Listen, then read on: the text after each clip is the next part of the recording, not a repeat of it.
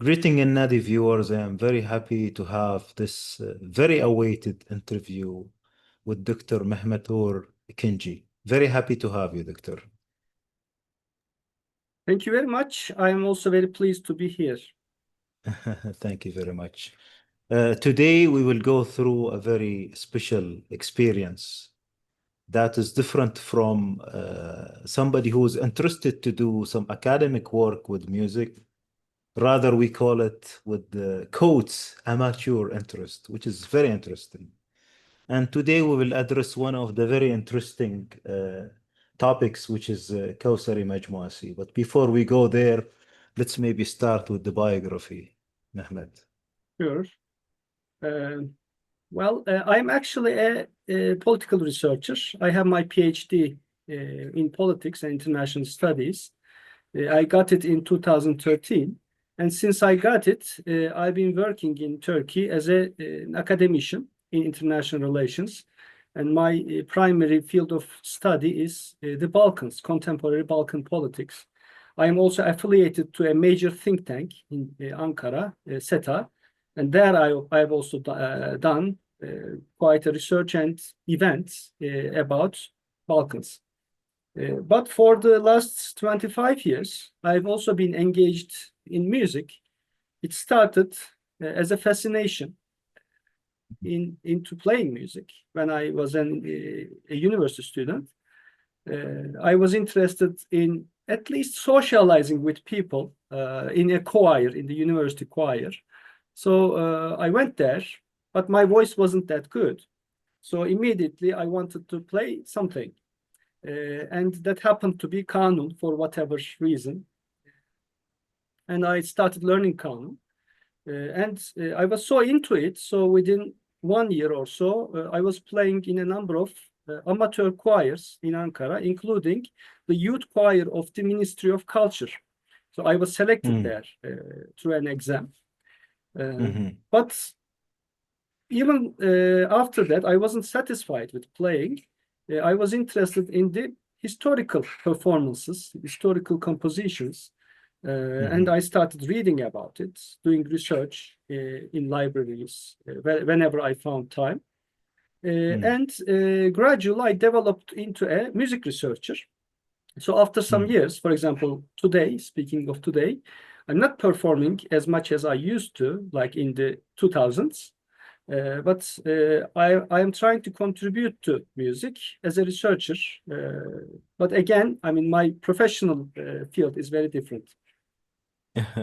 That's very interesting. I'd like to maybe go deeper into the first encounters of your music, then the encounters of research into music. Let's go into the first encounters of music. Right. And the learning process, the canon, and what types of pieces. Yes, go ahead. Sure, thank you. Well, I was interested in music when I was a child. I remember when I was even in the primary school, I was always asking my parents to buy me some instruments so I can learn it, maybe a keyboard or something. But well, they bought it after some time, but I didn't have the chance to systematically learn it. I was just practicing keyboard or bağlama at home, even I mean during high school years. But I was interested in listening to different sorts of music. So every time I found in my high school years, with a friend of mine, we were always going to the music stores to see if there is something new there. We weren't interested in pop music, but in more exotic styles, including Western classical music. And that was also exotic for us, I mean, for someone living in Turkey. So according to our budget as children or as young people, we were trying to buy some albums and borrowing it to each other so that we would be hearing different sorts of music. And during those years, I was planning to be engaged more deeply in music when I get to university.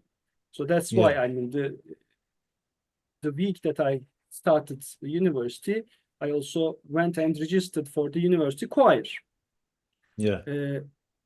So the pieces being played there were mostly pieces to be played in concerts, so the people coming to the concerts would appreciate them. So they weren't Yeah. very heavy, old style pieces, but more smaller, lighter songs, şarkı. Yeah. They were also quite fascinating to my ears back then. But after starting playing the kanun, I wanted to play more instrumental pieces rather than songs. So my interest developed to another direction. But I mean, how did I decide to play kanun but not any other instrument? Sometimes people ask me that question. I really don't know. Probably I already saw oud and violin quite frequently around me. And tambur and kemençe and ney were too exotic to me back then. So I wanted to do something in between. And also, the kanun is a versatile instrument. You can play different sorts of things on it. Yeah. And I thought it would be easier for me to play something on the kanun compared to other instruments. But I had never considered how difficult to tune the instrument. Maybe if I made that decision later, I could have thought again. Because thinking backwards, I think I spent as much time on tuning the kanun as playing the kanun. So it's not an easy instrument, but it helped me a lot. At least on the kanun, some things are very clear. At least the pitches that you play. So maybe that made me more aware about the inconsistencies between what is in theory and in practice. So it made me more curious in the beginning and compelled me to do some research at a very stage. Yeah. Very interesting. Did you study with any master? Sure. When I started the Canon, there was an association, an NGO, which was teaching music to young people. I found a teacher there. His name is Mr. Lokman. He was teaching to a lot of children and young students. I started with him for a few months, but he was a conservatory raised person, but he wasn't a professional musician. He was also in another sector, but he was going very methodically. So instead of playing songs, we were doing solfege and a lot of exercises. But I wanted to play something. I mean, okay, I could do exercises at home, but why don't we, when we come to the lessons, why don't we play more songs? So I had some discussions with him, and he said, "Oh, this is the way you should do it." Maybe he had a style, he had a method, so I don't judge that. But I was bored. So I even considered quitting kanun, selling my kanun and quitting it altogether. All right. But afterwards, I heard that in another choir, there was another teacher. I could be enjoying his teaching. So I said, okay, let me give it a go. I went there and I met Bülent Uyaroğlu. He was a TRT artist. He was playing at the state radio and television, a professional musician, not very old age. He was in his late 30s. And we had a very good rapport there. We started in that choir, but afterwards, a few weeks later, he said, why don't you come to my house? We can discuss, we can drink tea, we can spend more time. He was such a friendly, sweet person. So I went to his house. I never paid. He never wanted me to pay to him because he said, when I was a student, I learned this instrument without paying. So I am not going to receive any payment from any of my students. So I was just going to his house. We were enjoying our time. And he was telling me, maybe he was complimenting me, but he was saying, I mean, you don't need any exercises that I can give to you because you already have done a lot of exercises. You can also do it at home. Let's study pieces. So we were picking a piece when we were together. And we were going through the piece and discussing how can we play it in a good way. So he was aware of every bit of plectrum he was using in the piece. And we had discussions about the history of music, culture of music. So it was a very pleasant time. And he was actually valuing my questions and comments. Because I had many questions in my mind. I told you, I mean, whenever I was trying to play a piece from the score, I saw something there, but when playing or when hearing that song from a recording, I heard something else. For example, very simple thing. In the makam Uşak or Hüseyni or Bayati, the second degree is called Segah, right? Second pitch. But in makam Segah, it is played differently, the same exact note. So how can that be? Why is that? Why don't we have another name for that note? So I was asking such questions, also about rhythms, usuls. Sometimes he was giving me answers. Sometimes he was saying, well, I never thought of this. Let me also do a research. Let me ask around. So he was an experienced musician, but he was still intrigued by my queries. Yes. So that also helped me to be more engaged intellectually about music. So that was another motivation, a big motivation for me to stay in music, playing the canon and doing research on music. I mean, unfortunately, he passed away at a very young age, at my current age, actually, in the year 2007. But for some years, we had very good time together. So I learned a lot from him. And also I was encouraged a lot by him. So that kept me going. I also attended during those years, my late university years and early master's years, to an ensemble which was exclusively playing Mevlevi repertoire. So there was a Vakıf foundation in Ankara specializing on the Mevlevi culture, founded by some prominent ney players in the I think 1980s. And in early 2000s, I was attending there every week. In their rehearsals, I was playing Mevlevi Ayin repertoire in different makams, getting to know some masters that I hadn't the chance to meet. In Ankara, you don't have a very vibrant music culture. There are performers, but in their own environments. They go to the radio or in some amateur choirs, but just one person, for example, you can go and meet there. But in that Mevlevi ensemble, there were quite interesting people. And I remember the first serious concert I played in that ensemble. I had also played in other concerts, but with amateur choirs. This was something serious. And in that concert, I think it was in 2002, the head chanter was Kani Karaca. So imagine, a kanun player of just 2 years or less than 2 years of experience going on stage and playing with masters like Kani Karaca and Arif Biçer and others. So it was quite an experience to me. So I went on playing and also going to libraries.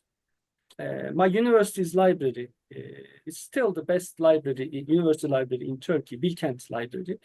So every opportunity I found, I was going to the library, reading books. There were some publications by Owen Wright, for example. There I found some answers, or at least some attempts to answer the questions that I was asking back then. Some notations, for example, that I was copying, and then I was bringing it to my friends, and we were just trying them, like pieces from Kantemir collection, from Ali Ufki, or from other rare sources. So, as I said, quickly afterwards, starting playing, I wasn't really interested in the contemporary or late repertoire, but more the historical repertoire, because it was exotic. At the same time, I had questions in my mind about performance, about theory too. And I was thinking that by knowing more about that historical repertoire, I could maybe find some answers to those questions. So is it about maybe you were not able to find the questions in the contemporary music repertoire that you wanted to see a continuity with the past? Yes. Well, continuity was there in terms of, for example, the makam structures. For example, when you examine the pieces notated by Ali Ufki in the mid-17th century, you can see Hüseyni, Rast, I don't know, Uzzal, many makams, which are more or less the same in terms of its structure and the pitches, the scales, as today. But for example, something puzzled me a lot was that the Peshrevs and Semais notated by Ali Ufki and later by Kantemir, like 50 years afterwards, more or less, were very different in terms of their style, their melodic style, compared to the Peshrevs and Semais that we know today. Even the Peshrevs and Semais attributed to the composers of the 17th century. I mean, there are two types of materials over there, older style and newer style. So back then, I wasn't aware of any continuities of these pieces developing into something more elaborate, so changing its character. And in many books written in Turkish, there was no mention of that, such a continuity. But what was assumed that the style was completely different, and then new compositions were composed. But then what about the compositions attributed to the old composers? So how were they sounding like 300, 400 years ago? There was no answer to that. But as I said, when I read the publications in English by Owen Wright, he had a seminal article he published in 1988. He dealt with this issue in more than 100 pages. So it's quite a long article, very difficult article also. So as an amateur beginner, I tried to make sense of that article and understand his explanations. But still, it opened me a door. And then on top of that, I detected many other pieces that had earlier and later versions. So Owen Wright only studied the continuities in Mevlevi Ayin Peshrevs, their prototype versions notated in the 17th century, and the versions that we know and play today. So he tried to trace how the melodies might have developed over time. But the material is limited. But then by doing my own research from 2002-3 onwards, I detected dozens of other pieces, Peshrevs and Semais, which had their prototype versions in earlier notations, and the versions that we know. And I made my own comparisons. I mean, I saw some continuities, some changes, some patterns over time. So it made me very fascinated. But at the same time, there was a gap because there were no notations remaining from the 18th century. There were notations from 17th or very early 18th and from 19th century onwards. But there were no intermediate versions of pieces. So that was a big gap. And I mean, in the literature, it was known that there was one big manuscript, the Kevseri Mecmuası, which included more than 500 instrumental pieces. And it was written in like the middle of the 18th century. So I was very interested to see it. I mean, when I'm talking about the year 2003, 4, whatever, I mean, 2000s. But it was known that the manuscript was held by individuals and they didn't want to share unless an investor, maybe a museum, comes and purchases it from them. There had been some other researchers who wanted to see that manuscript, but couldn't. No notations from it was available back then. But I was thinking, I mean, so I was a young person, so I was thinking, what if I go to that person and say, I'm just enthusiast, I want to see the notations. I'm not going to do anything, just look at the notations, examine them, just to satisfy my own curiosity. Of course, I didn't do that, but with a great luck, I later found a microfilm copy of that manuscript, so I happened to study it later.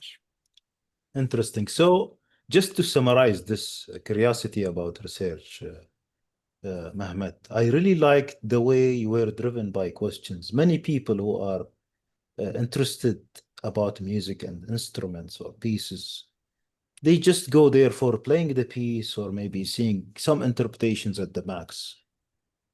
While here you are driven by too many questions of that Siga notation from one makam to another, to maybe usuls, to styles and towers, to digging into exotic notations, going into other sources, all driven by questions to be answered.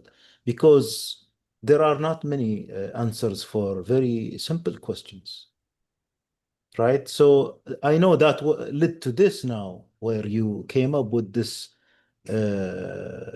maybe convincing answer to continuity as an effort of research and practical music, let's say. Right. So this is very interesting, and we will dig deep into this in a while. But I'd like to just close the timeline of study. So you were doing this music as an interest and research on music as an interest. At the same time, you were doing your official studies. So just to conclude this part, Okay, the just to boring give part. no, actually, we want our audience to know Sure, the other sides of Dr. Mehmet.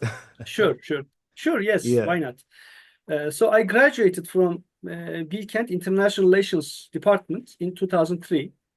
Hmm. And then I didn't know actually what to do.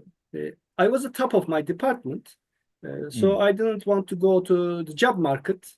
I wanted to do Mm. something more deeper, intellectually deeper. So I Mm. thought maybe I should do a master's, but not in international relations, but I should know more about history. Yeah. My plan was to do diplomatic history, and there was a great scholar of Ottoman diplomatic history in my university, Professor Stanford Shaw. Hmm. I started a master's in Bilkent History Department, where I also studied Ottoman script, old language, some Arabic, although it's Mm. quite difficult. I mean, I never mastered the language, French, Mm. and many other historical subjects.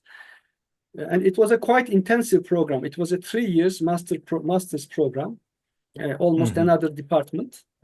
So I finished it within 3 years. I wrote a thesis about a war between Ottoman Empire and Greece in late 19th century, especially the diplomatic background to that war.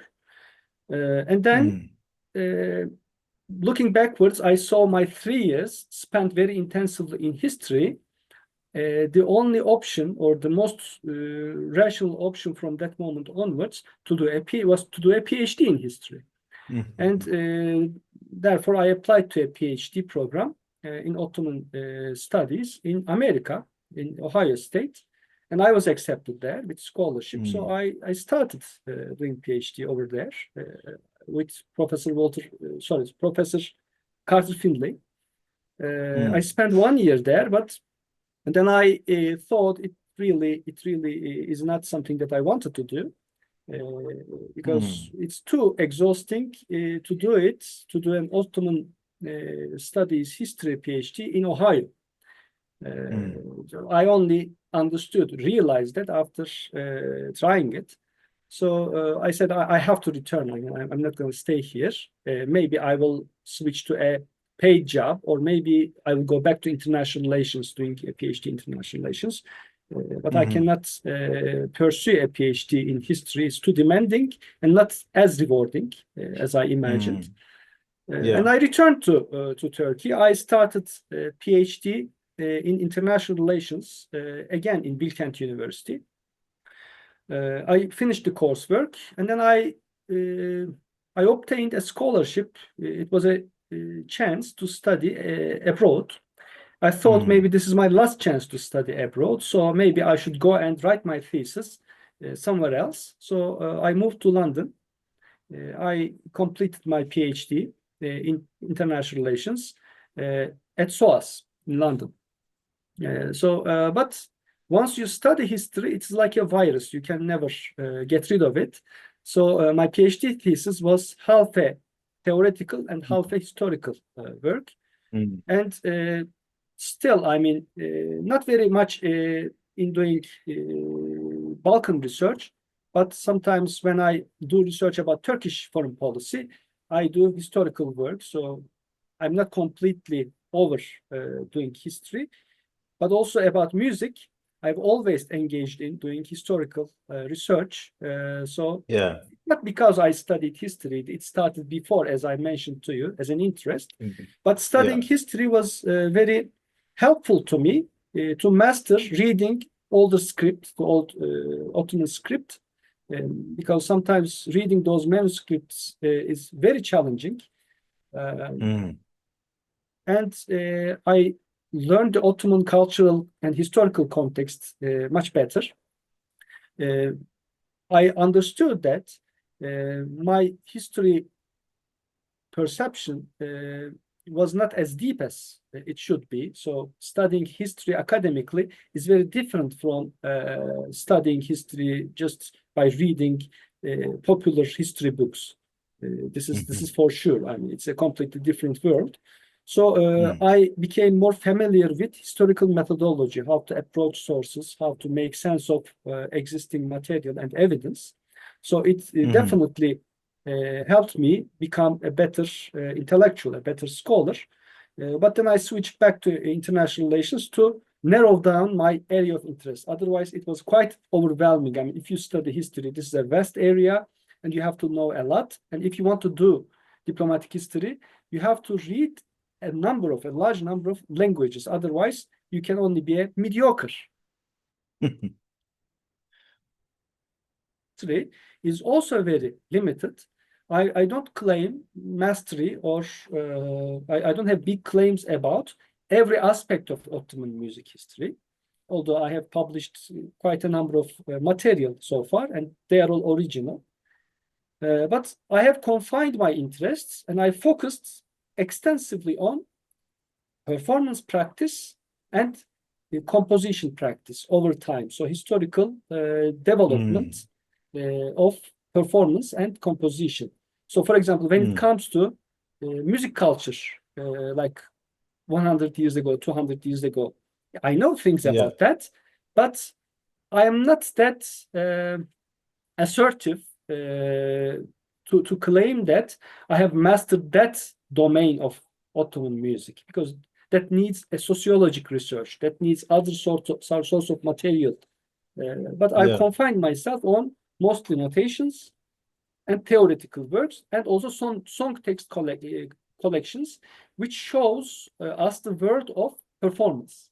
So I'm interested in music as a performer. My interest started as a performer.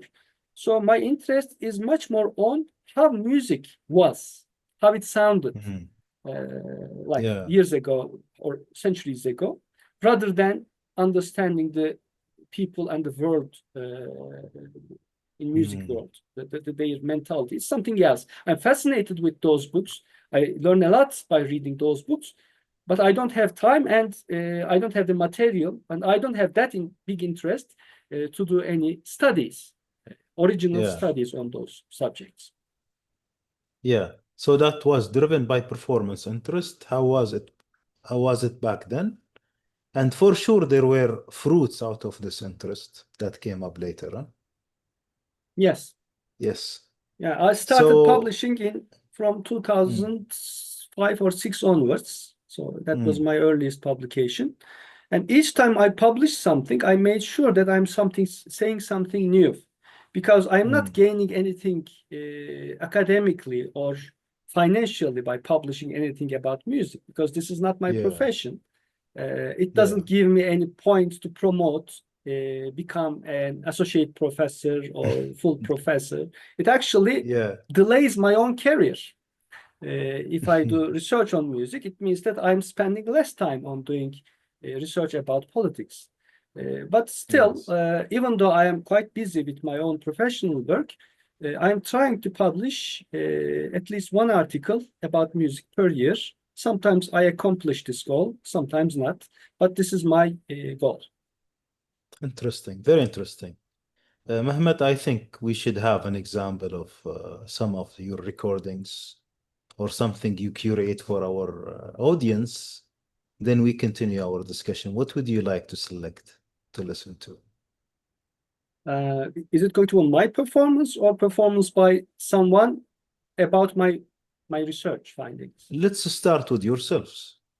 Okay, so maybe we can play a more recent recording by Gazi Girayhan, a Peşrev or Semai by Gazi Girayhan. You make the choice. All right. Is that the Mahur performance? That's good. That's good. Okay, will do.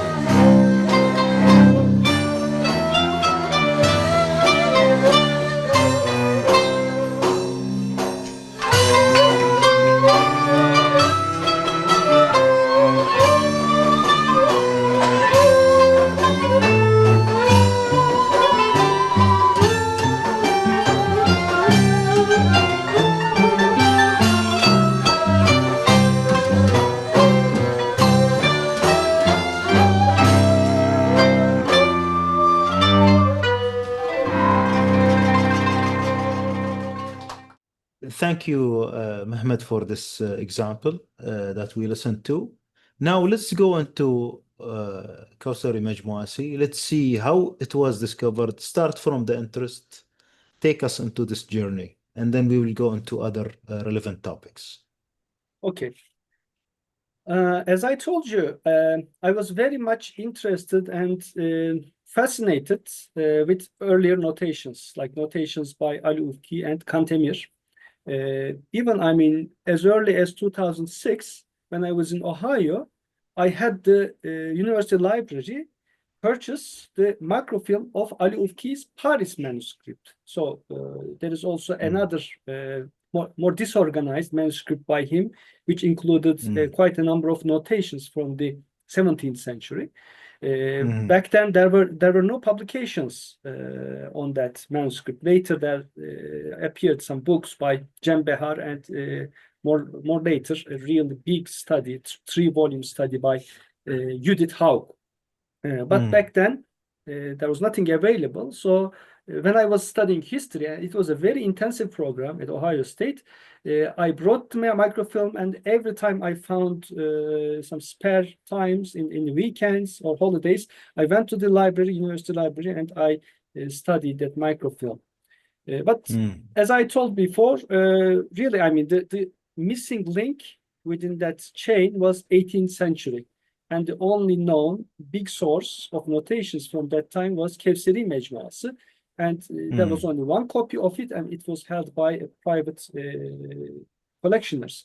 Actually, the grandchildren of famous Rauf Yekta Bey. He was a ney player. He was also a theorist, a very big intellectual of music in the early 20th century. And he acquired quite a number of manuscripts from sellers, from auctions, and so forth. And Kevseri Mecmuası is one of them. And he inherited it to his grandchildren. And still, his grandchildren hold the copy, the only available copy. Yeah. As I told you, nobody was allowed to see it except for one musicologist, a Romanian musicologist, Eugenia Popescu-Iudeț, who had the permission, however, possible, I don't know, probably through Ismail Baha Sürelsan, who borrowed the manuscript briefly from the grandson of Rauf Yekta Bey, thanks to his friendship. So he showed it to Eugenia Popescu-Iudeț for a few hours, and within that few hours, she cataloged the source, the notations, the list of pieces, and the ingredients, the contents of the manuscript, and she published a very short treatise, a book out of it. And when I read it in early 2000s, I really wanted to see bring together the information with whatever exists. Yeah. Yes. So it Thanks took to about the preparedness. Thanks to the preparedness. Yes, otherwise it would take much longer. So it was finished in the summer of 2009. But due to a lot of mishaps, its publication was delayed up until 2016. Thankfully, it was published anyway, because at a certain point I was so frustrated, so I was thinking of putting everything online, just, I mean, not waiting for the publication. But during that period, I also published a quite substantial English language article about Kevseri Mecmuası. It was in 2012.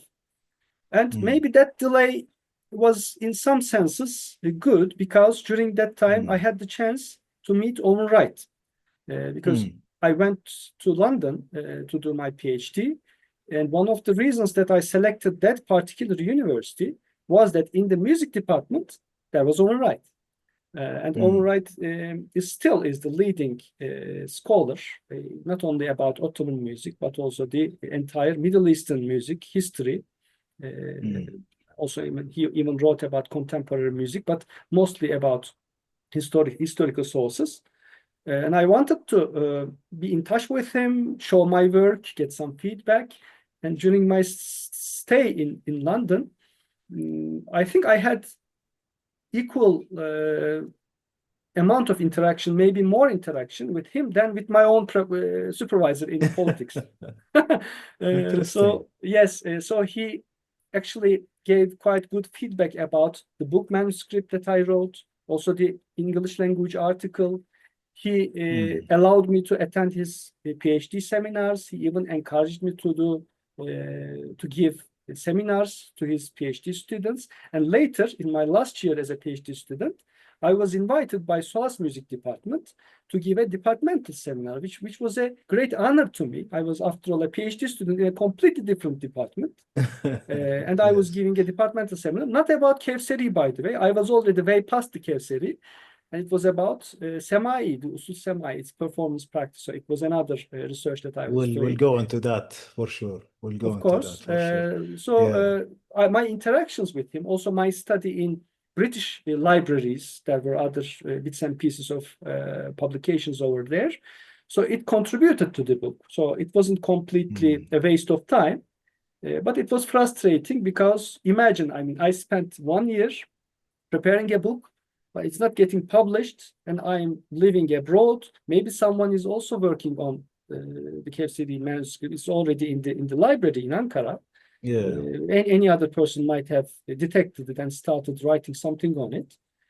But when my article came out in 2012, it was a bit relieving, so that I established that I studied this and my book is forthcoming. But it didn't come out, as I said, 4 more years. Interesting. So greetings to Professor Owen Wright from here. And I would like to go back to the manuscript. Is it an original manuscript by Kawsari himself? And who was Kawsari? So we just passed quickly very on good that. question. Very good question. Yeah. Yes, it is a manuscript after all, but it is a compilation, I have to say. The word Mejmu'a, I mean, it's an Arabic word anyway. It means collection, right? So he collected bits and pieces of information from different sources. Obviously, Kevseri was a music enthusiast. It is obvious. What we know about him is very, very scanty. We don't have much information because in no other sources we see his name. That's probably a signal that he wasn't a very famous musician. Maybe he was an amateur. Maybe he was a student. Maybe he was assigned the work to copy Kantemir's notations. That's possible. Or maybe it was his own decision. We don't know. But what we know is he was a ney player. So his actual a ney remaining from him with his name on it is currently in one of the museums in Istanbul. So at least we have established that he was a ney player. He already signed his name on the book as a ney player, Nai, Kevseri Mustafa Efendi. His name was Mustafa. This is something we know. But apart from that, we don't have any information. What we gather as information is only through clues within that manuscript. So what is included there is basically musical material. But mostly borrowed from Kantemir's book. Dimitri Kantemir was a very important music theorist, and he was also very well acknowledged by Ottoman musicians back then. He wasn't an obscure musician or a self-proclaimed musician. He was a Westerner. He could publish many things and establish himself even through maybe connections, but it wasn't like that because his musical personality was also acknowledged and appreciated by Ottoman musicians back then. And his book, which is named Kitab-ı İlmil Musiki ala Vechhil Hurufat. So it basically means the science of music through letters. So he actually attempted to notate music, which wasn't a common practice in Ottoman Empire back then. So he invented his notational style, and he wrote quite a number of pieces, like more than 340 pieces in the late 17th or early 18th century. The date of his book is not very well established. And then Kevseri copied it, both notations and the theoretical parts from Kantemir's book, but in a rather haphazard way. So The theoretical sections, it goes through chapters in the original book, but in Kevseri Mecmua, it is just scattered all over the place, like segments from different chapters in a disorganized way. But interestingly enough, later Ottoman music enthusiasts copied that information not from the Kantemir's original, but from Kevseri. So it went to the Ottoman theoretical knowledge through that disorganized manuscript by Kevseri. So it was a link between Kantemir and later Ottoman theory. That's why Kevseri is important. But my interest wasn't in that sections of the book, but rather in the notations, because it was known as the only copy of Kantemir's notations. Because we know that Ottoman musicians were not interested in writing down music in those years. That interest started in the 19th century, much later. So it was unique that Kevseri, as an Ottoman Turkish musician, copied those notations, but also he added around 200 other pieces. He notated other pieces of his time. So that was even more important for me, because I wanted to see some intermediary examples of Ottoman music, not from the 17th, not from the 19th, but from the 18th century. So I wanted to see how pieces sounded, those pieces sounded, their melodic structures, their use of makam and usul. And if there was transformation of that piece. So that's why it's an important manuscript. Apart from this material, Kevseri also copied from other music books, some, anecdotes, some discussions about the relationship between music and religion, music and astrology. So that holistic knowledge was the knowledge back then. That was the paradigm. And also some poems about music, which again, wasn't my main focus of interest. So what I did was just focus on the notations and transcribe and interpret those notations in my book. So I didn't focus on any other material. I gave a catalog of what exists in the manuscript, but I didn't study or examine or analyze them. I left it to other researchers. And by the way, those other parts of Kevseri's manuscript were copied already, and these copies were available back then too in many libraries, but the notations were unique. So that's why I focused just on notations, like what Owen Wright did when he studied Kantemir and published his first edition in 1992. So this is what I did. Yeah, very interesting. So even though I see here in the book that you have really put some effort to know who is Kawsari, you described the manuscript, you did some research about the origin, some theoretical parts, right? And comparisons. So there is quite an effort there. I would love to just give a highlight on that, if you don't mind. Why not? Yeah. Yes. Again, since the other source of material were already studied, even by Popescu Yedets, and my interest was about performance practice, I focused more on notations. And Kevseri's contribution to our knowledge today is more substantial there, rather than what he says about theory, because after all, it is just bits of pieces of material compiled from different sources, which doesn't give us a complete picture.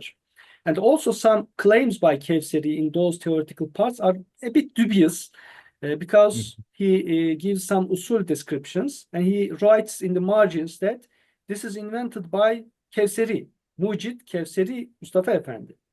And interestingly enough, when it was studied the first time by Rauf Yekta, like 100 years ago, even more than that, he actually believed that.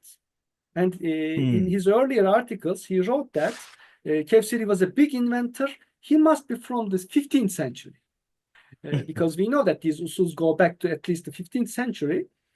So by believing in those marginal notes, Rauf Yekta thought that the manuscript remains from the 15th century. But then, of course, later people like Hüseyin Saadettin Arel and Popescu, they said, well, there must be some mistake over there. But still, since the manuscript wasn't wholly examined up until I studied the microfilm, I announced that there is a microfilm available in Ankara. I mean, Kevseri was taught as an important scholar.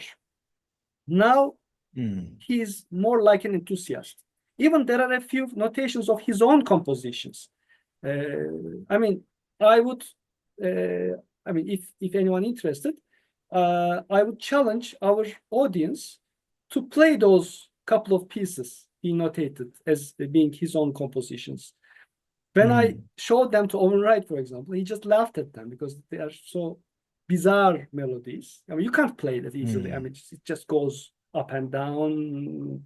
One of them is actually in a makam that never exists. I think it's a combination of Rast and Sabah. So it's a very, very weird piece. So probably, yes, he's a very, very interested, engaged music enthusiast. But he wasn't an accomplished music scholar or a musician. But something positive about him is that his notations, like not only the copy from Kantemir, but also the additional, like 200 pieces that he notated, are quite good transcriptions. Like there are errors, okay, but there are also errors in Ali Ufki and Kantemir. So it is not a bad piece of effort at all. So in that regard, he was a diligent person, probably, and he knew about makams and usuls and all those pieces. So he did a very good job. So studying those notations, publishing that notations, like brought to our time a window to the repertoire and everything about the performance practice and compositional style of the first half of the 18th century. But the questions in my mind weren't resolved completely because maybe if you read the English language article or this one, I discussed this more in the article, by the way, whether the pieces notated by Kevseri were really intermediate versions. My answer is rather no, because in terms of its style, it resembles the older style, like in Ali Ufki and Kantemir, than the style that we know in the Peshrevs, instrumental pieces. So then I revised the arguments about transformation, that probably that transformation of style, becoming more elaborate, more sophisticated, longer melodies, maybe heavier rhythm, slower rhythm. So all those transformations that probably took place in Ottoman music happened probably later in the 18th century or in the early 19th century. And then this task of detecting what really went on was taken over by those who are studying the Hamparsum notations, the Armenian style notations, which were written from the early 1800s onwards. Let me name a few scholars still doing that research.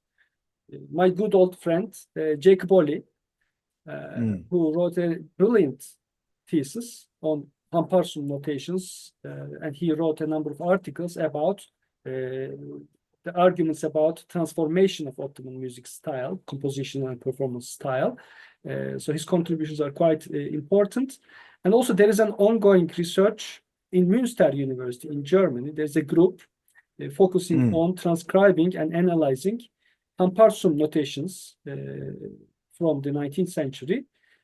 I haven't seen many analytical works yet, but they took over a very, very difficult task of acquiring those manuscripts, which are all over the place in different libraries, and transcribing them in a very methodical way. And that's already a difficult task. But some of those who worked in that project started to also come to some arguments about the transformation of Ottoman music over time. So I'm happy that at a certain stage, maybe I made my own contribution That's for sure. But maybe I may have played some role in accelerating the interest or catalyzing the interest in that topic. If I have done so, then I'm happy. We thank you very much for that, actually. And more to come, I would guess, because that interest is a never stopped interest. Inshallah. Yeah. Mehmet, about the manuscript, is it in one writing, in one handwriting, or different? Is it having any additional margins? Yes, it's an important question. I tried to see different handwritings. I detected three. Maybe there are more than that. I'm not an expert of handwritings. If there are other experts, maybe studying the manuscript, they may have detect something else, or maybe it is him, but maybe over time his handwriting changed. That's also possible. But obviously, Yeah. there are parts written in a very consistent handwriting, with a consistent use of ink, consistent use of certain phrases.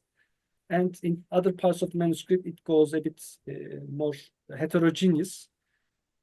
So I also postulated that it is possible that maybe a couple of people may have been involved in compiling this manuscript. But it's for sure that Kevseri was the primary one who was responsible in writing this manuscript. So even if there were other involvements, they were minor, rather minor. So this is mostly an outcome of Kevseri's own work. So this is one thing. And what came out as the result, as I told you, that this belongs more to the earlier tradition. And another contribution is that we detected, so according to the existing knowledge, the Persian influence decreased over Ottoman music in the early 18th century. But these notations, which probably remain from the second quarter of the 18th century, includes quite a number of pieces attributed to Ajemler, which means Persians. So it's a generic name.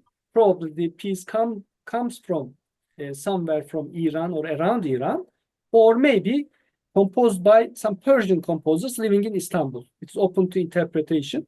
But out of that, another good friend of mine, Arash Muhafız and his ensemble, curated an album, a number of concerts, which also made me quite happy that the book also contributed to the musical output of Persian musicians. Very interesting. I think we will listen to one of their pieces. This was a very interesting album, and we thank the ensemble for this. Sure. Would you like to stop to listen to one of these pieces? Absolutely. Which piece would you prefer? Very difficult question. Why don't we go with the piece which gives the name of the album, the Nishabur Okay. Beşer. Very interesting, Beshraf. I'd like it to be listened to.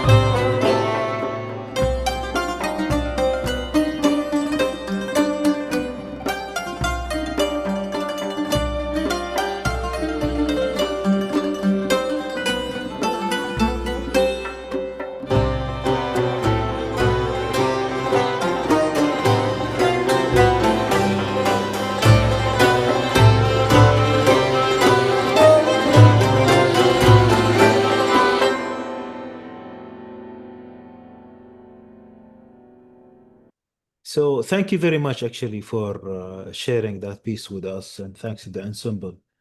I am sure during your research, Dr. Mehmet, in Kawthari Majmuasi, you were trying out these pieces. And for sure, when we saw people maybe taking the Majmua and playing some of these pieces, what are some of the observations that we learn from this period, the previous period, the contemporary time? Mhm. What things did you discover out of this? You went there with your questions, so what answers Yeah. did you get? Yes. First of all, let me tell you how I first encountered those earlier pieces, earlier versions or earlier music of Ottoman repertoire. Mm, It was about year 2000 when I started playing the Kanun. I was going to music mm, shops, and yeah. there I saw a cassette. Mhm, And on the cassette it was written Bezmara. I didn't know what it mhm, was. I checked the backwards of it. During those times, we didn't have chance to listen what is inside the cassette, so the only chance is to see the backside. There was list of tracks. It was all peşrevs and semai, which obviously an Ottoman music genre. But the makams written there, like Arazbar, Nishabur, whatever there, they were things that I had never heard of. So I said, mm, what is this? Could it be one of those new fusion albums that I don't usually like? Or is it something else? And I had limited budget. I was a student back then. I said, okay, whatever. I'm buying this cassette. And I came back to my house. I put it in the cassette player, and I was amazed with the sound because obviously that ensemble uh, took the effort of rebuilding the instruments from miniatures to those old historical instruments, and then mm. they played those instruments and they performed those earlier notations remaining from 17th and early 18th century, Ali Ufki and Kantemir notations. Yeah. So it opened a completely new world in front of me. I mentioned this recently, a couple of years before, to Mr. Fikret Karakaya, the leader of that ensemble, who are still playing, by the way. And he was very happy hearing this story. But yeah, this is a true story because I wasn't aware of Kantemir or Alufki or all that repertoire before listening to that album. That made me even more interested in doing research, and newer questions came to my mind. For example, if this was the sound, like shorter melodies, more understandable, more catchy melodies over there, so it was the style. So if that was the style, then how the style, as we know, as the classical Turkish music, Mm, classical Ottoman music, that long, sophisticated, and rather, for many pieces, duller I have to say this. I admit I play those music, but compared to the older style, the more recent style has become more duller, especially the versions of older pieces. So when we speak of, for example, compositions by Cemil Bey and other late 19th century or 20th century composers, they made compositions appealing to their times, and they are not dull at all. But what remains from the 17th and 18th century in the repertoire, the vocal transmitted repertoire, sounds quite dull in comparison to what remains from those earlier notations. So that made me think, I mean, how this could have developed into something else, or whether a completely new style was developed, or whether it transformed to something else. Back at that time, we didn't have much or strong answer to those questions. Now, with the study of Kevseri and more analysis of older notations, old notations, including compulsory notations, we have a better picture about that transformation over time.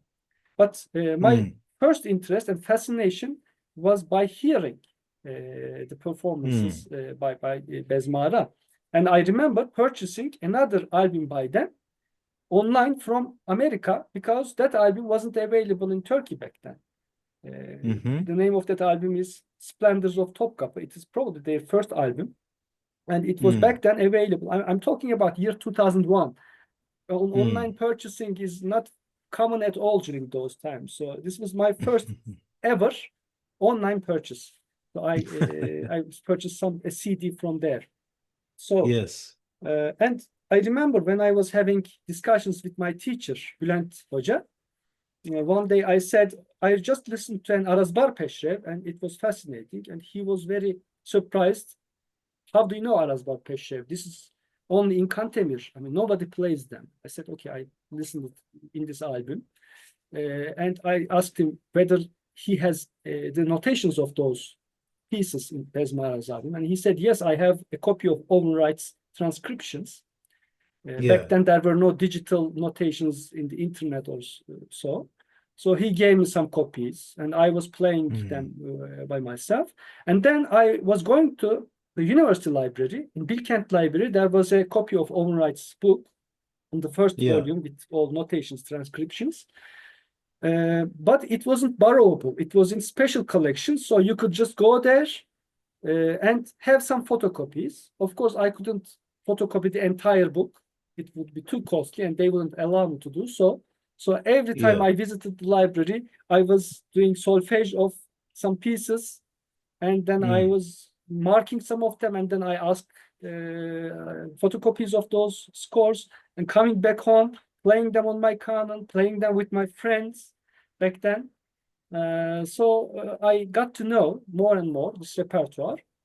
And afterwards, as I said, when I detected that some pieces really transform into something else, then I started transcribing them and comparing the earlier and later versions of them.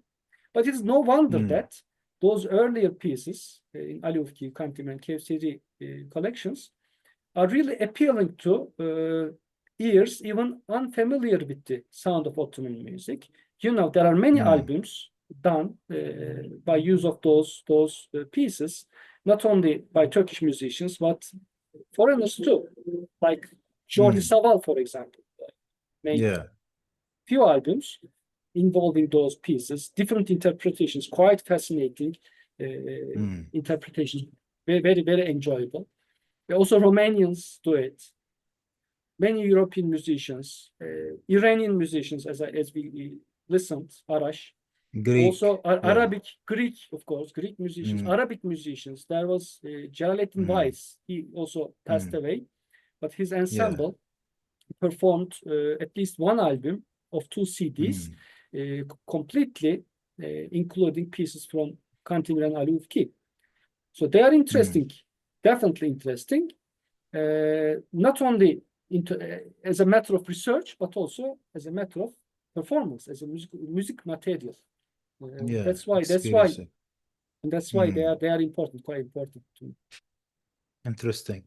And about your observations from a theory perspective, how they understood music back then and now, after Hussein Aril and the group, or maybe later on theorists, especially that you started music earlier before this research with your Ustad, Boland. For sure, that music theory is the commonplace music theory. And now you go back to a wider range where you see the old style, the new style, makams, usuls, everything. Sure. This is a very difficult topic, by the way. Still Yeah. very much contested. There are big debates between conservatory professors about those things. But the more I did research on historical sources, the less I am giving not importance, but attention, paying attention on those fine things about theory. Because back then, when we are talking about the theory described by, for example, Kantemir, and the music we encounter in these notations, yes, there are established makams with their structure of scales and progressions. Also, when we examine Hamparsu notations, we see a very similar understanding in terms of, again, pitches, in terms of makam and usul. There are transformations, of course, but the infrastructure is very, very similar. But many things are left to the performer. So there wasn't an effort to categorize and define every single bits of musical material. Like, for example, Kantemir and in Hamparsu notations, also in Ali Ufki, up until our time, like up until 20th century, the flat used for segah, or the pitch segah, more precisely speaking, is used in makams, segah, rast, also Uşak, Hüseyni, Bayati, Neva, and also Hijaz, Uzzal, and Nikriz. For all these makams, the same pitch for the second degree, or whatever, I mean, the segah pitch was used. But the performers knew what to do. So how much they should play it lower, how much low, how much flat. It may even alternate during the performance. It may alternate from day to day, from performer to performer. It's like a recipe. Like you are a chef, you are cooking a recipe. I don't know if every chef follows strictly the same recipe every single day.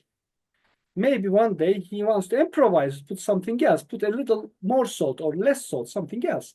So those intonations are very similar to that. Even today, I mean, if you are a performer, you don't think a lot about those things. You just play whatever comes to you at that moment. If you want to play that pitch a bit lower, you do it. I mean, who's going to stop you? Yeah. Notations are like that too. I mean, even in Western style notations, in early ones, written in late 19th century or 20th century, you see a similar understanding. I mean, they don't have a lot of flats and sharps. There's an economy of that.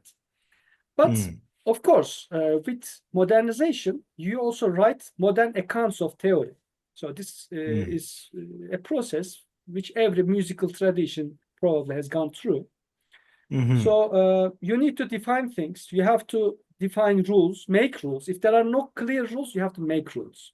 If there are no clear definitions, you have to make clear definitions. This is actually part of modernization, which is not bad actually inherently, which is not bad per se. But if it is used, if form is used as the content, so this is a philosophical discussion, form is actually a product from the content. A researcher studies the content, a theorist studies the content, and then writes a book which includes formal information. But that is not the reality itself. That's a depiction of the reality. So if form becomes the reality, then you are actually changing things, which is not the correct understanding of theory. But in conservatories, this is what is being taught in courses, and the students are examined of this information. Even I remember, for example, when I was a young performer, like 2 years of performer, my Bülent Hoca said, why don't you enter the exams by TRT as a kanun player? They are looking for a kanun player. I said, I can't pass this exam. I'm a beginner. I'm not a virtuoso performer. He said, no, it will become an experience for you. Go and take that exam. And I went to the exam. I played a piece, okay, but they asked me some theoretical questions about what is the structure of pitches in the Makam Isfahan, for example. Okay, I can describe it, but it is just like a theatrical exchange of words. If I play Isfahan, I'm not gonna play it like that. But when they are examining you, they have to hear what is written in the theory books. And even today, I mean, if I go to an examination, and if I'm asked to define Makam Isfahan or whatever in Kevseri, in Kantemir, maybe my definitions will not match with the definitions that they are wanting to hear. Well, okay, Yes. but it's acceptable. Also, about performance. I think this is also changing, by the way, but back then, and even maybe today in some state choruses, there is an obsession about playing exactly like the score. So whatever is in front of you, you have to play it exactly in that way because this is how music has to be performed. But if you study older notations, you see that, yes, there are overlaps between different versions. For example, Ali Ufki and Kantemir notated the same piece. Sometimes they notated the same piece twice or 3 times, but they are different. Also, Kevseri, he notated the same piece. A number of examples are there. The same piece 3 times, 2 times. And each time you see a different ornament, different note coming inside. So it means that there is an open venue for improvisation or maybe creativity during performance. And that actually made me question some very strict information, very well established information in the theory, and led me to develop arguments about the transformation of the usul semai. Because semai is a very well-known usul, not only in Turkish music, but in Arabic music, in all Middle Eastern or even Central Asian musics. Semai is an old usul and commonly used usul.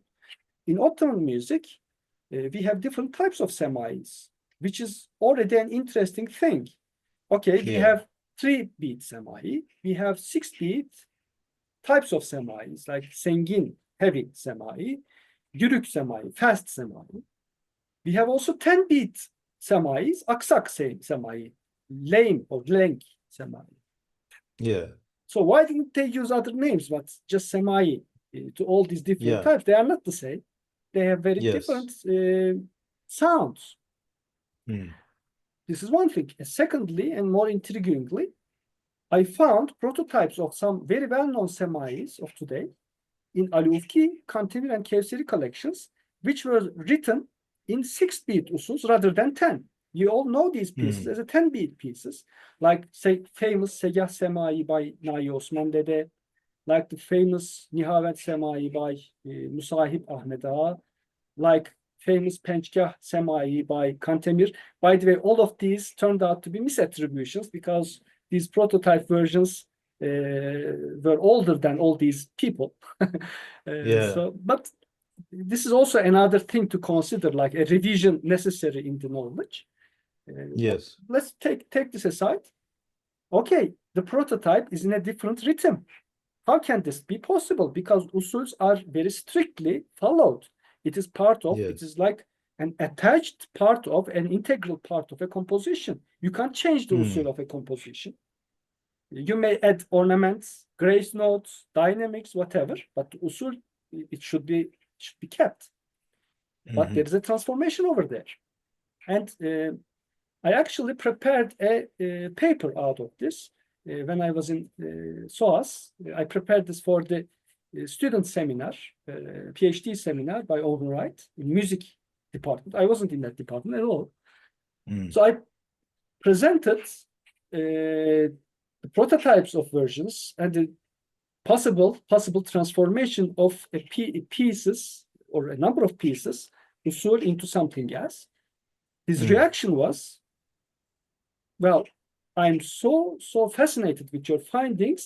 If you are doing music research as a part-time work, I can't imagine what would you do if this is your full-time work. Because he said, this is his quotes, I remember, because it was so honoring to me. Yeah. He said, I'm so envious with your findings and analysis, because I had studying all those years, Kantemir, Alifki notations, I hadn't detected that there could be prototype versions of those pieces in the early collections. Maybe he didn't have time. If he had time, he would probably detect this. But yes, I was interested. I looked, I studied in that framework, and I found some continuities. And then I actually presented this a couple of other times in other conferences, and I published this with more findings. For example, in Kevseri Mecmuası, there was also a 10-beat version of a 6-beat one recorded in Alufki or Kantemir. So as you see, there were alternative rhythmic versions of the same semai over time. Yeah. And then I kind of put forward some hypotheses like, well, maybe there wasn't a distinction between 6-beat and 10-beat semais back then. Because also I studied a lot of verbal descriptions in other manuscripts, like in theory books or in other manuscripts. There were information about usus in 17th and 18th centuries. For example, when they wrote semai, they wrote 2 or 3 alternative descriptions. For other usus, there were single, well-established descriptions like düm, tek, düm, whatever. But for semai, in many manuscripts, you saw 2, 3, sometimes 4 alternative descriptions. So I said, well, maybe semai was a freestyle usul. Semai was played because it is usually played at the end of the performance, fossils at the end of the fossils. Maybe there was an open ground, open venue for rhythmic variants. Maybe the lameness was something added to the performance as a rhythmic variant, which is completely incomprehensible if we think about usuls in today's understanding. Because in today's understanding, every usul has a very strict pattern that you have to keep going. But then I gave examples from other musical traditions in Iraq, in Central Asia. There were studies, mostly folk traditions, but in those cultures, there are some usuls which can be heard by different listeners, either as 6-beat or 10-beat or 5-beat usuls. Interchangeably perceptible usuls. So I made all these discussions. It was a very difficult article, actually, because there is no single answer about how the usul transformed, but at least to detect that there is something interesting going on in usul semai.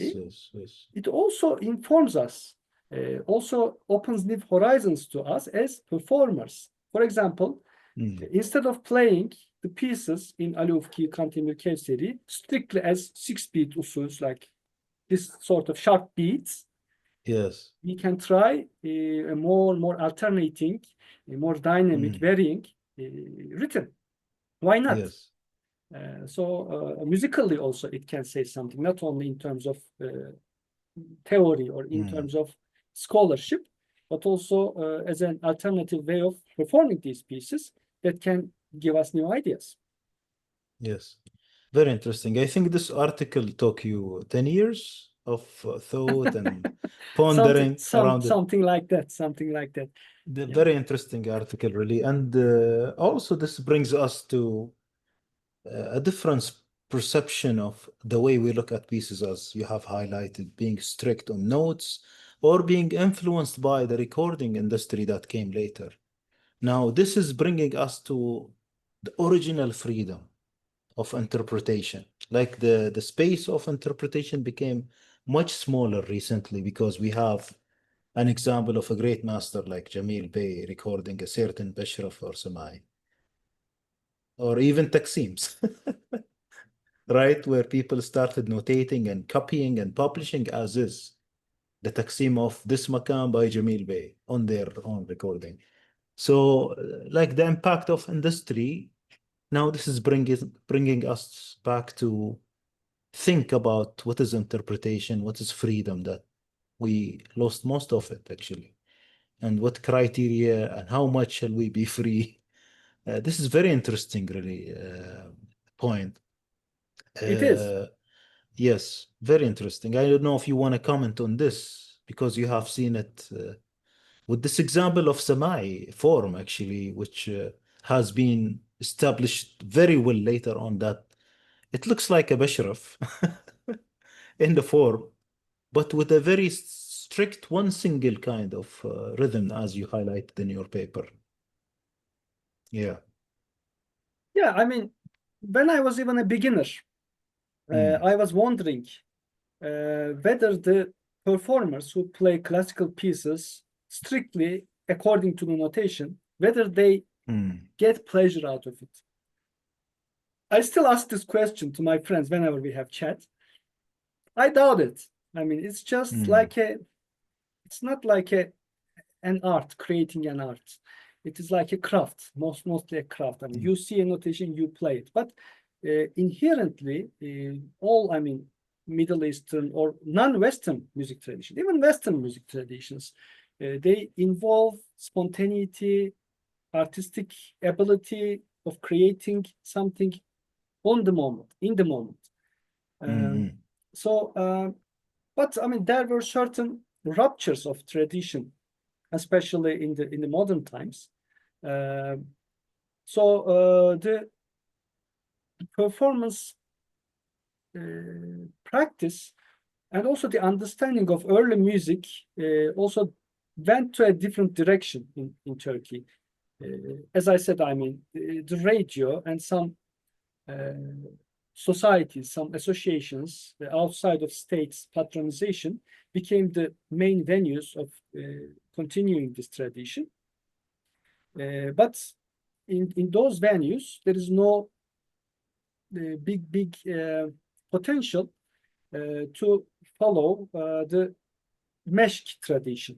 The practice became more to read books, have copies of notation in front of you, and play them. So we have to rediscover the performance practice of the past. And it's not that difficult, by the way. There are still good masters which are very keen to have that creativity when performing. And there were also some masters who continued that tradition. It was weakened, as I said, through ruptures, but that tradition continued, like Niyazi Sayın, Necdet Yaşar, İhsan Özgen, Yorgo Bacanos. So there were really good performers of the 20th century, which left us their recordings and new great masters like, I mean, Yurdal Tokcan and Derya Türkan and many others. They play music, not in a strict way, but they offer their own artistic interpretation. So it is continuing, but there needs to be more study and more understanding of the earlier material. Otherwise, there could be very comical mistakes repeated over and over. Let me tell you a few. For example, about the compositions by big names like Itri or Nahi Osman Dede, so big names of the 17th, 18th centuries. Some of those compositions are really attributed to them back in their times, but many compositions were attributed to other compositions. So you have to detect these and correct whatever is mistaken in today's knowledge. Some pieces which are known as remaining from 19th or 18th centuries go back to 17th century. So there are a lot of mistakes to be corrected in today's knowledge. And that actually gives us a false understanding of the past, like the invention of a myth a mythical past. Mm. So some information has to be corrected. Also about how to perform earlier pieces and how to perform even today's compositions, or how to make new compositions. Understanding the spirit of that changeable, variable character of Ottoman music is very important. And I'm sure, I mean, whenever I'm hearing new performances, especially from performers from Istanbul, there are very good new younger generation of musicians. I hear that they are very keen to make something new, to create something new artistically when they are performing. They can borrow from Cemil Bey in doing that. As you mentioned, Cemil Bey wasn't performing the same piece twice in two different albums. So interpretation should be there.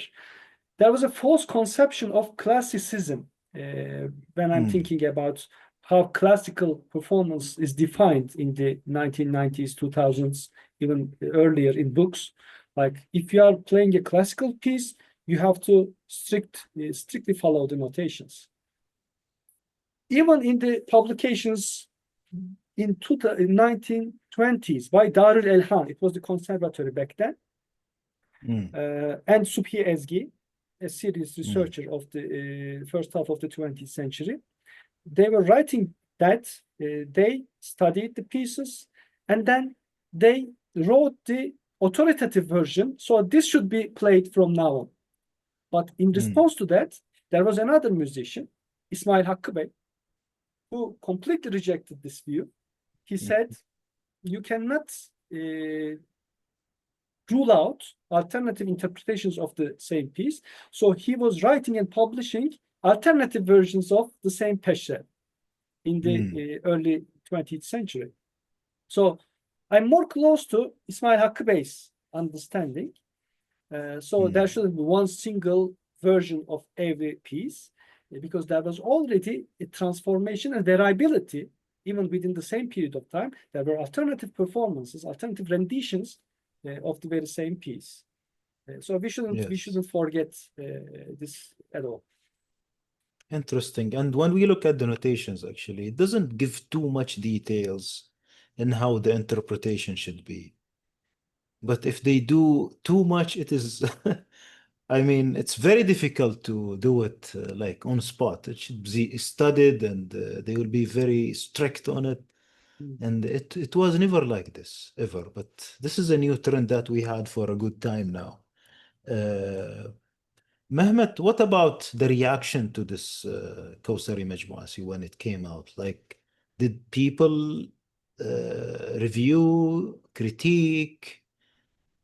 Were there any input? Or maybe some people continued to work on this Majmua? Thank you for asking this. In fact, the musicology community working on Ottoman music is not very large.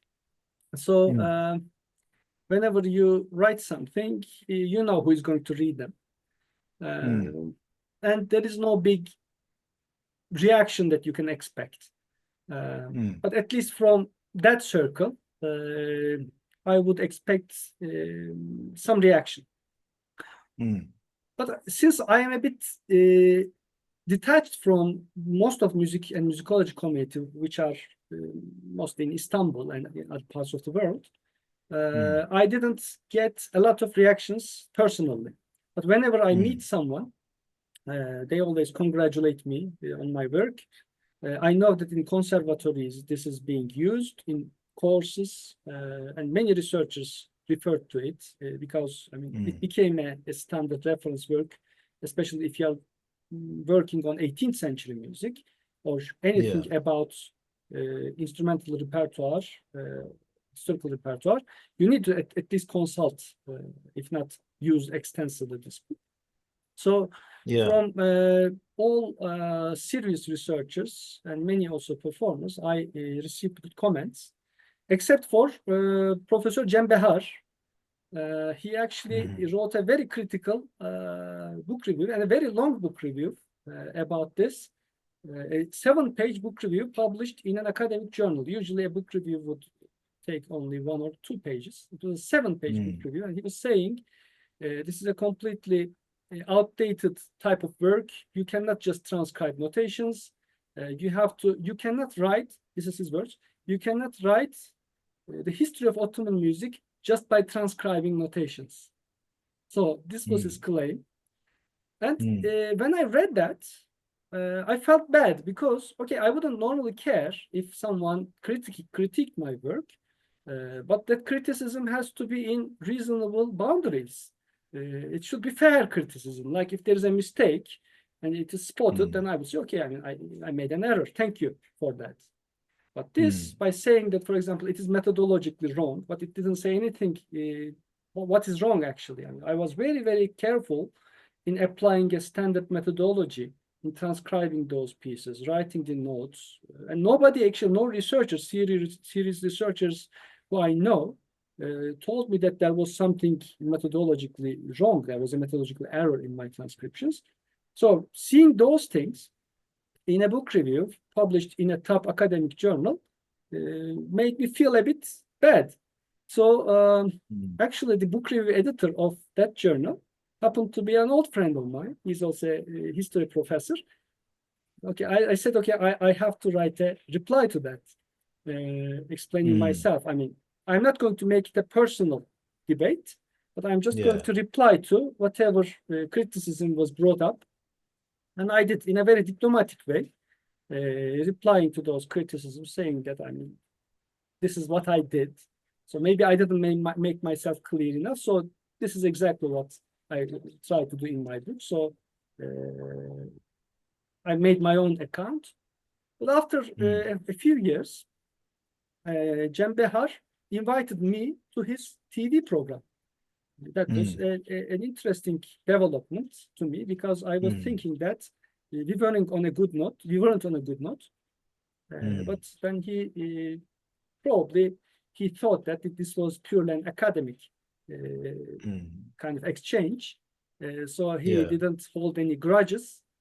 He invited me to his television program and we discussed Kevseri Mecmuası. It was in 2020, I think. Yeah. So that was the only negative reaction to my book. But actually, the best things that make me happy, best reactions, is the fact that there are albums made out of this book, and in the cartonets of the albums, they specifically give credit to my work.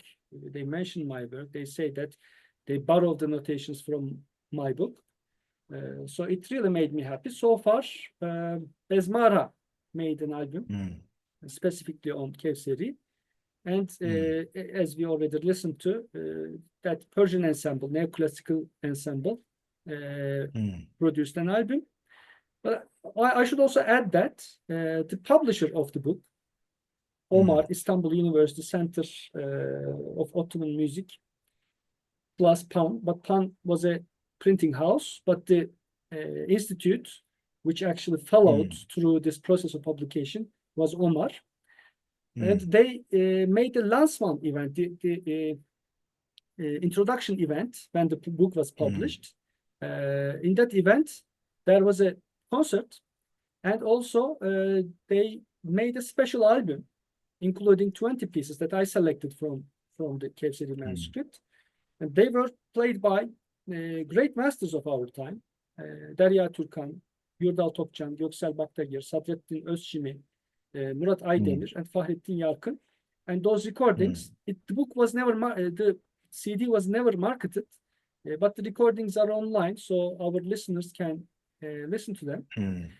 So their also involvement as performers to this project is also something which made me really happy.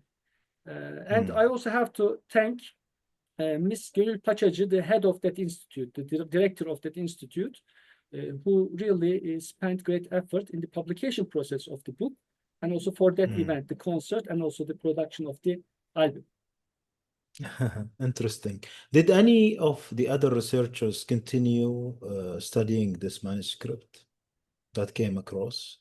Yes, there is a book recently published by a scholar, I think in a university in somewhere in Anatolia, probably in Urfa. Mm. He also wrote a few articles about it. So specifically about Kevseri Mecmuası, I think this is the only the scholar. But it's more about the other content of Kevseri Mecmuası rather than notations. So this is like a complementary work, I can say. But when we look at works about performance practice or transformation of music or similar topics, there are researchers like Walter Feldman, Jacob Oley, Judith Hall, and Owen Wright, of course, who referred to my book, of course, because as I said, it kind of fills a gap that you can never escape. So I'm happy to have contributed all that work. Interesting. We would like to go to your other published paper or works, but do you like to share some piece that we listened to or something you would like to bring up here as a break? From Kevseri, maybe we can do that. We can share from that album produced by Omar. Okay. Maybe a Semai from it. Let's play a Hüseyini Semai. Husseini Samai. We'll listen to it then.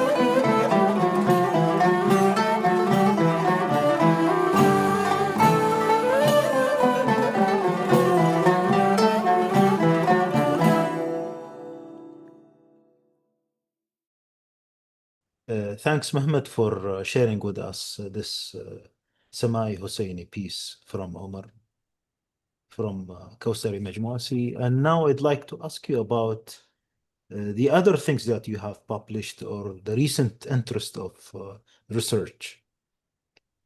Sure. Yes, I haven't published dozens of pieces, but whatever I published, I wanted to say something new, something original. So they are actually the products of my long-term interest about performance practice and compositional practice, especially before the 19th century. But also I published something about, for example, a peşre, which is well known today, played in fasıl music, but in an entertainment fasıl music. So that article was about that uşak peşre, which remained from the 18th century or maybe from the 17th century, very well in the repertoire, but not in the classical repertoire, but in the entertainment music repertoire. It is a peşre. So I kind of questioned the distinction between classical and entertainment music, which became very solidified, especially in the modern period. But I said, I mean, probably it wasn't that strict like 100 years ago or before. So this was a small article, but it made a big argument, but also with some foundations. It's not just essay. I mean, there's a big part of that article where there are analysis on notations. So usually when I publish something, there are a lot of footnotes, there are a lot of historical material in that. So it's not maybe easy to read for just people who don't have some basic information. So they are serious works. That's why it takes time. It takes time. I mean, I can't publish just overnight. There are a lot of ideas in me. The material is also there. I have the material, historical manuscripts or anything, but I should have the time and energy to sit down and also some break from my own work, peace of mind, to concentrate to do the analysis.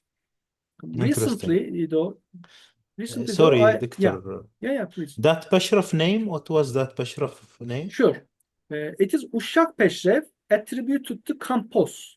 So it is a Peşrev in usul hafif.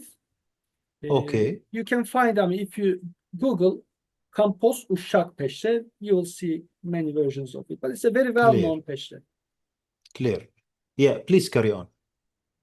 Sure. For the other recent work. Recently, for the last 3 years or so, maybe more than that. Yeah, so from the pandemic times onwards, I've been more focused on song text collections rather than notational sources, partially because I'm not very well, I don't have very strong command on comparison sources because they are mostly studied at Münster. I don't have some of their material, and probably they are already studying that material. So if I make a conclusion about a certain thing without seeing that material myself, I may go to a wrong direction. So that kind of demotivated me to study notations, but I can write something anytime if something interesting comes up. But my main interest became tracing the vocal repertoire and its historicity. And in that venture, I have been working together, collaborating with a good colleague of mine from Istanbul University, Harun Korkmaz. He wrote his PhD thesis on song text collections. So these are basically song notebooks left by maybe dozens, maybe hundreds of different musicians over centuries. They wrote the lyrics of songs or any sort of piece they were performing. So these actually exist a lot, unlike notations. For notations, we have only a handful of sources when we talk before 19th century. But that actually brings me to another contribution of mine. Let me just open parenthesis here. Yes, another article that I think I made an important contribution is about a notational source, which remains, again, from the 18th century, which had been unknown until I published it. It is, again, a Kantemir's notation version in Tahran, in a library in Tahran. we already knew Cantemir notations. It is in a manuscript in Istanbul University Library. We knew Kevseri as a later copy of it, an extended copy of it. But this third Yeah. one actually is a direct copy from Cantemir, another copy from Cantemir, but a neater version. So it's an edited copy. Some errors in notations were corrected. It is written in better handwriting with more inks. And there are more than 20 pieces, mostly by Cantemir himself, appended in that collection, which is found in nowhere else. So in 2015, I also published an article, not a big article, a small article, introducing this manuscript and transcribing those unknown pieces. So it also contributed to the knowledge about 18th century music. And I also kind of used it in my Cantemir book and in my Semai article and all my recent pieces, because it is also something unique from the 18th century. So as you see, from before 19th century, there are very limited notational sources. Plus, there are Byzantine notations, which is understudied, which is very difficult to study, by the way. I haven't studied them yet. I hope new researchers can do some work. So I shifted my interest to song text collections because there are many of them. My colleague Harun also detected very interesting manuscripts, including hundreds of pieces, even from the 16th century. 16th century is like a dark age. We don't know anything because there are no written sources. I mean, there are sources about, well, there are many discussions about whether music is allowed in Islam. So it is the spirit of the time. The caliphate came to Ottoman Empire. So there is more pious sort of a state ideology back then. And there were some religious orders who were using music in their rites, in their ibadet, their religious performances. And there were some Sheikhul Islams, the head authorities, religious authorities, who were completely against the use of music in religious ceremonies. Plus, some of them were against music. Like there were fatwas, there were kind of decisions saying that music is against Islam. It's haram. So probably because of those decisions during Süleyman the Magnificent's time, the music gradually went outside the palace. So no serious scholarship about music theory, let alone notations, were written down. So we don't have any sources about those things from the 16th century. But as I said, Harun detected a few very substantial, big lyric collections, song text collections from like 1570s, 1580s onwards. And most of them are in Turkish language. Almost more than 90% of the repertoire included there is in Turkish language. But what we knew back then, according to the academic studies back then, the Turkish language repertoire, specifically a Turkish style, Istanbul style music, came about in late 17th century. So what is this then? I mean, there is a big repertoire recorded in these manuscripts. So this has to be studied. When we were doing studies, preliminary studies, like cataloging the pieces, trying to make sense of the repertoire, a book came out by Cem Behar, because he also learned these manuscripts from Harun, my colleague. He did his own study. He published it. It's a good study, by the way. There are some mistakes, but everyone can make mistakes.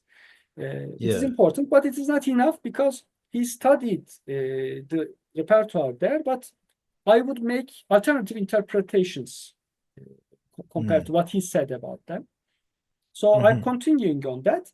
But another big question that came to our minds, me and Harun, was about that claim of historicity of all the repertoire. Like there is a repertoire, even today, attributed to Abdülkadir Maragi, like the big legendary musician and music scholar of the 15th century. Yeah. Those pieces are mostly in Persian language, a couple in Arabic. Yeah. But according to the knowledge, according to the studies available, their authenticity cannot be verified because there Yeah. are song text collections remaining from 15th century, not 16th, but 15th, in which there are quite a number of pieces attributed to Meraghi and other composers of the time, but there was no single composition which is attributed today to Meraghi or any other early compositions found in those 15th century manuscripts. So the conclusion was that, well, these are all fabrications, all misattributions to invent a history, justification, historical justification to the grounds of the Ottoman music in the 17th century. Still, there are some scholars arguing on this. But I had suspicions with Harun, and I said, let's check more closely those 15th century song text collections, which include mostly Persian and Arabic language pieces. And we detected one piece, not more than one, but just one, which has a modern version today attributed to Meraghi. So, okay, in these earlier sources, we found 3 alternative versions from late 15th, early 16th century manuscripts of this particular piece. This is in Mahur. It is a kar, and its lyrics is by Hafız Shirazi, that famous poet who wrote in Persian. Okay, maybe it wasn't composed by Meraghi, but at least it is an old composition going back to the 15th century. So it's obvious. But detecting something is not enough, if you ask me, to write an article. You can't say that, okay, we found a prototype of this piece written in late 15th, early 16th century. Okay, this is my argument. Well, this is not a real argument. I mean, just you found something. Okay, so how can you explain the survival of this piece compared to all the extinction of the other, all the remaining pieces of this old repertoire? And even more basically speaking, can you verify that this old version is really the prototype of this newer modern piece that we know? Because it could be also another composition on the same lyrics. That's possible. I mean, the same lyrics can be composed by many other composers. It doesn't On the mean same that makam. in the same makam. That's possible. But this was in the same makam, in the same usul. But more importantly, the terennum parts, the syllable parts in between the verses are very much overlapping with each other. So, I mean, the clues are directing us to a continuity rather than these two being two different versions.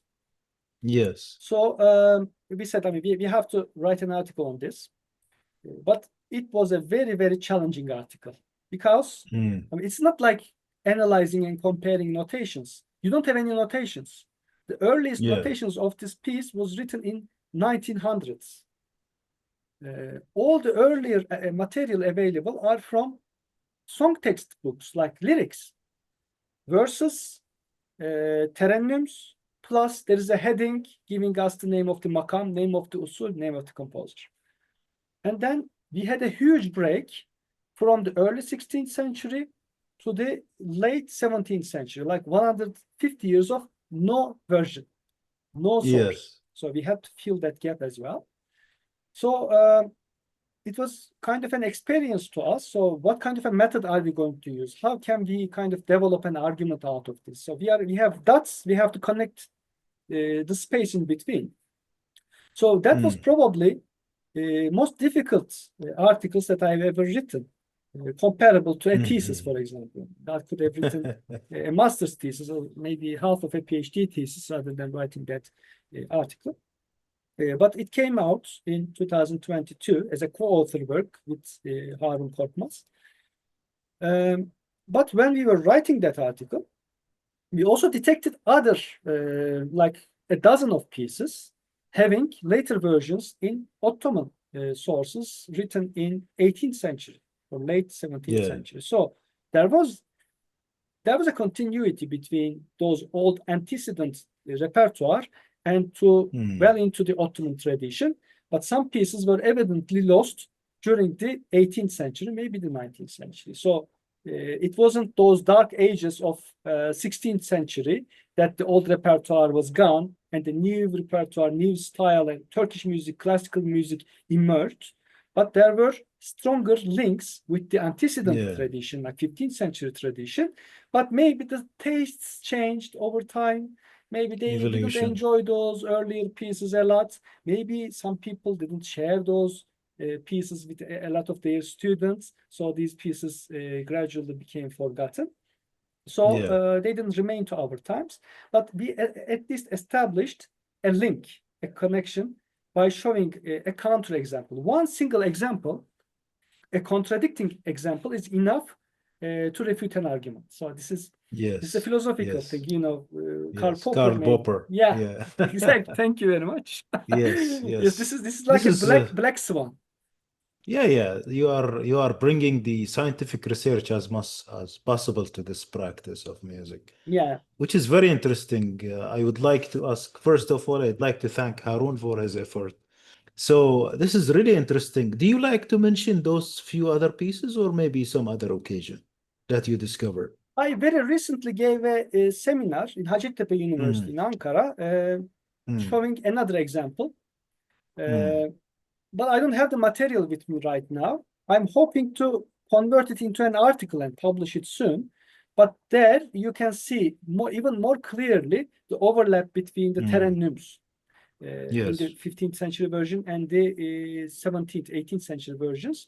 It is much more obvious. But unfortunately, the piece was forgotten somewhere in the 18th century. So obviously, there is a link. Also, there are a couple of articles published by a Persian scholar, a young scholar, Arastu Mihendust.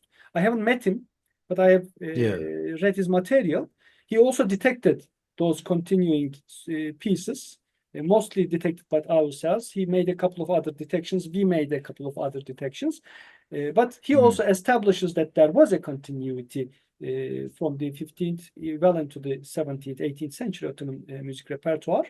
But still, there are some scholars who don't want to accept this new revision, like, again, Cem Behar, I have to say, and some people around him. That there was also a very critical review, a book review, not book review, article review, the review to our co-authored article, saying that, I mean, this is just an reinvention of tradition. They are just repeating the mystery or the myth about Meragi.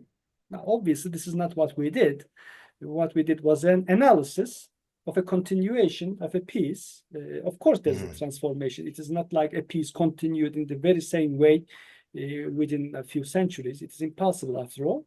But we saw very strong connections within one piece. And we said that, okay, maybe an Istanbul style was really developed in the 17th century. I still agree mostly to this argument. In the second half of the 17th century, there was a group of musicians centered around a scholar or maybe aristocrat of his time, Osman Efendi, that was his name, Kasım Paşalı, Osman Efendi or Koca Osman Efendi. He patronized some musicians, and there were big names came out of that, like the Three and Hafız Post. And it started a lineage, and that created, or that gave way to the classical tradition that as we know it today. I agree with this argument. This is still a strong argument, but what we say now is that it is not a brand new invention, and whatever is claimed as the remnants of the antecedent repertoire is not completely or automatically a fabrication or an invention of tradition. There could be some remnants. Why not?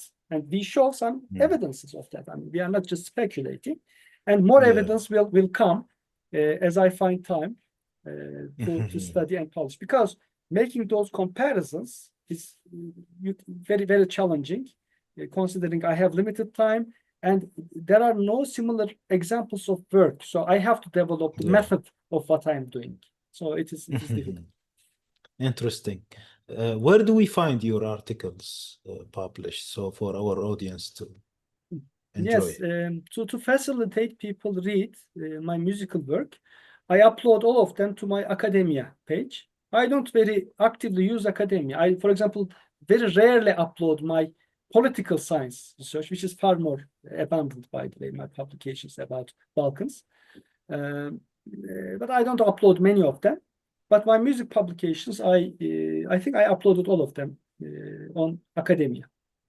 Interesting, interesting. I advise the audience to go ahead and pick up the interesting papers they find there and really enjoy. Mehmet, tell me about your approach and research in the field of music. How do you, I mean, what are your principles, your approach to research? Thank you for this question. I am very careful with methods, research methods. That's why I mean, when I was studying international relations, I took special seminars on research methodology. I took those courses also when I was in the master's and so forth in history. And since I returned to Turkey as an academic, I have taught research methods for more than 70 times or 80 times to graduate students. And there I am not only teaching how to formulate their research questions and access to sources, but also the different research philosophies, especially if you are doing social research, like different paradigms. So I'm very well aware of different research paradigms in social sciences and in humanities. My work in music research actually corresponds social sciences and humanities only partially, because I'm also doing very technical music analysis. So it is much, I mean, it has some positivistic aspect of it. So you need to have hard data, hard evidence. You have to see some connections on paper. And then, of course, the connections do not give you a theory or an explanation. You detect a connection, you detect a parallelism, you detect a pattern, but making an explanation for that pattern is something else. That comes to your experience and your imagination. So it is like, you know, there are two main types of reasoning, induction and deduction. But in fact, we use a third one, which is defended very, very much by pragmatist philosophers, which is called abduction. It is like bringing pieces and dots together and first starting with bold hypothesis and then looking at the evidence to see whether your hypothesis is verified there. So it is a combination of induction and deduction, but also you have to include your experience and your creativity in approaching those sources. So you shouldn't be completely restricted by the dominant arguments, dominant knowledge of your time, saying that, okay, this is what I heard from my teacher, so it must be true. It can be true, but it can be revised too. I mean, it may not be completely false. There are also different shades of gray. Yeah, you can revise an argument, but maybe the arguments still hold mostly. But definitely you need material. I hate speculations without any basis. Even if I make put forward some hypothesis, I make it clear that this is a hypothesis, this is not an argument, this should be studied later with different types of evidence. I said this in my Kevseri article, for example, in English language article, in the end of the article. Okay, I couldn't completely explain the transformation because Kevseri versions are not intermediary versions. But now maybe the Hamparsum notations will give us some answer to the linear transformational process of performance. So I didn't say we will get the answer from Hamparsum notation completely and definitely. Well, probably we will get the answer. Now I'm more leaning towards getting an answer, a better answer, or a better view of the picture from Byzantine notations. But without seeing them, without analyzing them, I can never make a claim, bold claim about something technical. This should be avoided. For example, there are some scholars, big scholars, some of their names were mentioned already. They are studying, let's say, a historical source. They make very interesting arguments, very good arguments about the music environment or music culture or music perception of their times based on those material, which is also fine. Yeah. But when it comes to the technicalities of music that I am focused on, you cannot speculate. So when that happens, I have to challenge that, because to make such an argument, you have to study notations, you have to study song text collections. You cannot just look at a couple of examples of pieces and say that, okay, this makam was called differently back then. Well, you studied only a couple of examples, you have to check more. You can't make a big argument from a very, very tiny, scanty evidence. Yeah. Our article with Harun was also, ironically speaking, criticized on this ground, saying that you found just one example, but you are revising a big argument about invention of tradition. But this is something different. This is a counterexample. With one example, you cannot verify one thing 100%, but with one counterexample, it is possible that you can falsify one argument 100%, saying that, okay, not every attribution to Meragi is a 17th century composition. We found one earlier composition. Maybe it was again composed by someone else, but it was definitely an early piece. So, and then this argument should be revised. So it is a counter argument. So that's why for any researcher, especially if it is for any sciences, even for natural sciences, any researcher should familiarize themselves to a certain degree on philosophy of science. This is I also spent a lot of time in my courses. Sometimes my students are too overwhelmed with that, saying that, okay, how can we get access to sources, or how can we do regression analysis? Why don't you teach us these things? I say, okay, relax. You'll come to that. You can learn them even by watching videos. You can learn them by reading books. But philosophy of science is something you have to first digest, and it will lead to better research questions and better approach to sources and better interpretations. So this will be my advice to every very interesting. That's very interesting. Now, maybe we have seen the research. This invention of tradition really is a big subject that we need to maybe discuss in some other time. Very interesting topic. But I would like to ask you about, what would you like to have as a dream album out of what you have discovered so far? Because you played some, you have imagined some to be played in one way or another, or rendered in a way or another. What would you dream of? Okay.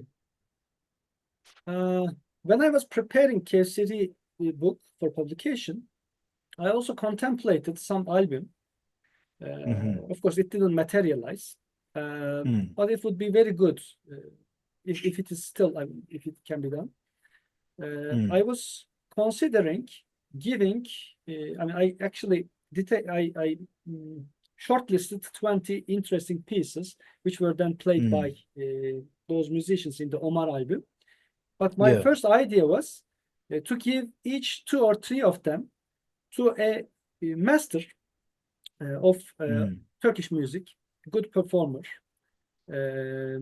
like Bezmara, for example, or Reha Sabaş, the master of my kanun master. He's a very good kanun player, historically informed kanun player. Or, I don't know, Göksel Baktagir, and many, many others, even some folk music masters. Because the boundaries between folk music and classical music back then was not that strict. There were some overlaps in different traditions. At least we surmise that to be the case.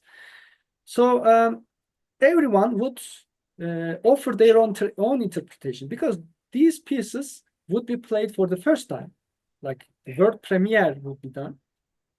So in that rediscovery of those pieces, we will be also hearing alternative interpretations, like what these pieces make these masters feel. how they feel for these melodies. How do they feel that these melodies should be performed in the best way? What do they make out of it? Of course, this was too idealistic because most of those masters are already too busy. So I don't think they would spend a lot of time in arranging those pieces. Well, some of them would be interested. For example, when I was speaking with Arash Muhafız about their Acemler album, it was about Kantemin and Ali Ufki. So it was their first big album. He mentioned to me that for each piece, they spent 2 weeks in the studio, each piece. So it's a 2 CD album. And he showed me he showed me a page of a score on which they had the arrangement. So it was full of red marks showing which instrument will play which melody and so on and so forth. So very careful work. In Turkey, you could find a couple of, I'm talking about big names. You can find a few of them or a couple of them spent this much of time and effort to arrange historical pieces, but evidently it couldn't be done. I mean, the album was too much of a dream for me, so it couldn't materialize. But the essence of this idea is I want to hear creative performances of those old pieces. It doesn't have to be authentic because we don't know. Nobody knows how these pieces sounded back that time. The real question is, how can we make them sound good today? This is not a musicological question. This is a musical. This is an artistic concern. So playing these pieces from the notation is the most terrible idea because back then there were no notation being used. Musicians first memorized these pieces and they then performed these pieces. And as we already discussed, in an alternative, varying way, because in Ali Ufki, Kantemir, and Kevseri, there are alternative transcriptions of the same pieces. I mean, mostly they overlap, but there are differences. So why don't we also think creatively when bringing these pieces back to life today? So Arash did something like that in their album, but in a very kind of radical way, I have to say. I haven't discussed this with him because we couldn't see each other. He lives in a different country. So different from their first album, in this particular one, they also polyphonized the pieces. So they added some polyphony, some second, third lines in the melody. Which is okay for me. I mean, this is also creative. So this could be one way to go. But other types of things can be done, like rhythmic variations, adding some instrumental parts, like improvisational parts in the piece, adding some like folk music instruments in the performance, like for example, expression. Shawm could be heard very differently because in some miniatures, we see miniatures from the 16th century, for example, we see tambour next to a shawl, next to a harp, cheng, it was called cheng back then. Maybe it was an artistic depiction, we don't know, but maybe they were playing together. That's also possible. So why not? I mean, maybe we can try that. So these sorts of search can be done, but I also consider, I mean, when coming back to Turkey, seeing people work, etc., many people are struggling, especially in recent years, to find funding to make albums. So the business is in a very different situation. I'm not in the business, but I can sense the dire financial situation of musicians. Probably the years, late 1990s, early 2000s were the golden years. There was also still there exists that company, Kalan Music, in Istanbul. They were publishing dozens of very interesting albums of Turkish Ottoman music, new performances, and also some old recordings, like vinyl recordings. So that actually educated me a lot by listening to every single piece of those performances. I learned something, and I also had some new questions in my mind. Today, we don't see that often. So people try to publish on YouTube or other venues, digital venues, but they don't have time and resources, financial resources, to spend so much time Yeah. on those earlier. I mean, earlier pieces are not very lucrative in terms of making money too. So Yeah. I'm not expecting such an album to happen soon, but I'm hoping that those enthusiasts like Bezmara, Fikret Bey, also other musicians in Istanbul, may at least make use of the notations in those old collections and make available new renditions of those pieces. Yeah, and these are artistic and musical opportunities, if not business, because many people started repeating themselves, except very few who compose. And we still practice meshk. We still practice studying music for the sake of music. So I'm really positive in our viewers, some of which are really great artists who really listen to us. And hopefully they will do some of these by studying deeply these pieces, doing a meshk for them, and then producing them in one form or another, where many people have interest in such music. I hope so. I hope Yeah, so. yes, yes. So we talked about your suggestions to researchers. Do you think there is something new that people needs to work on in parallel to such discoveries of manuscript?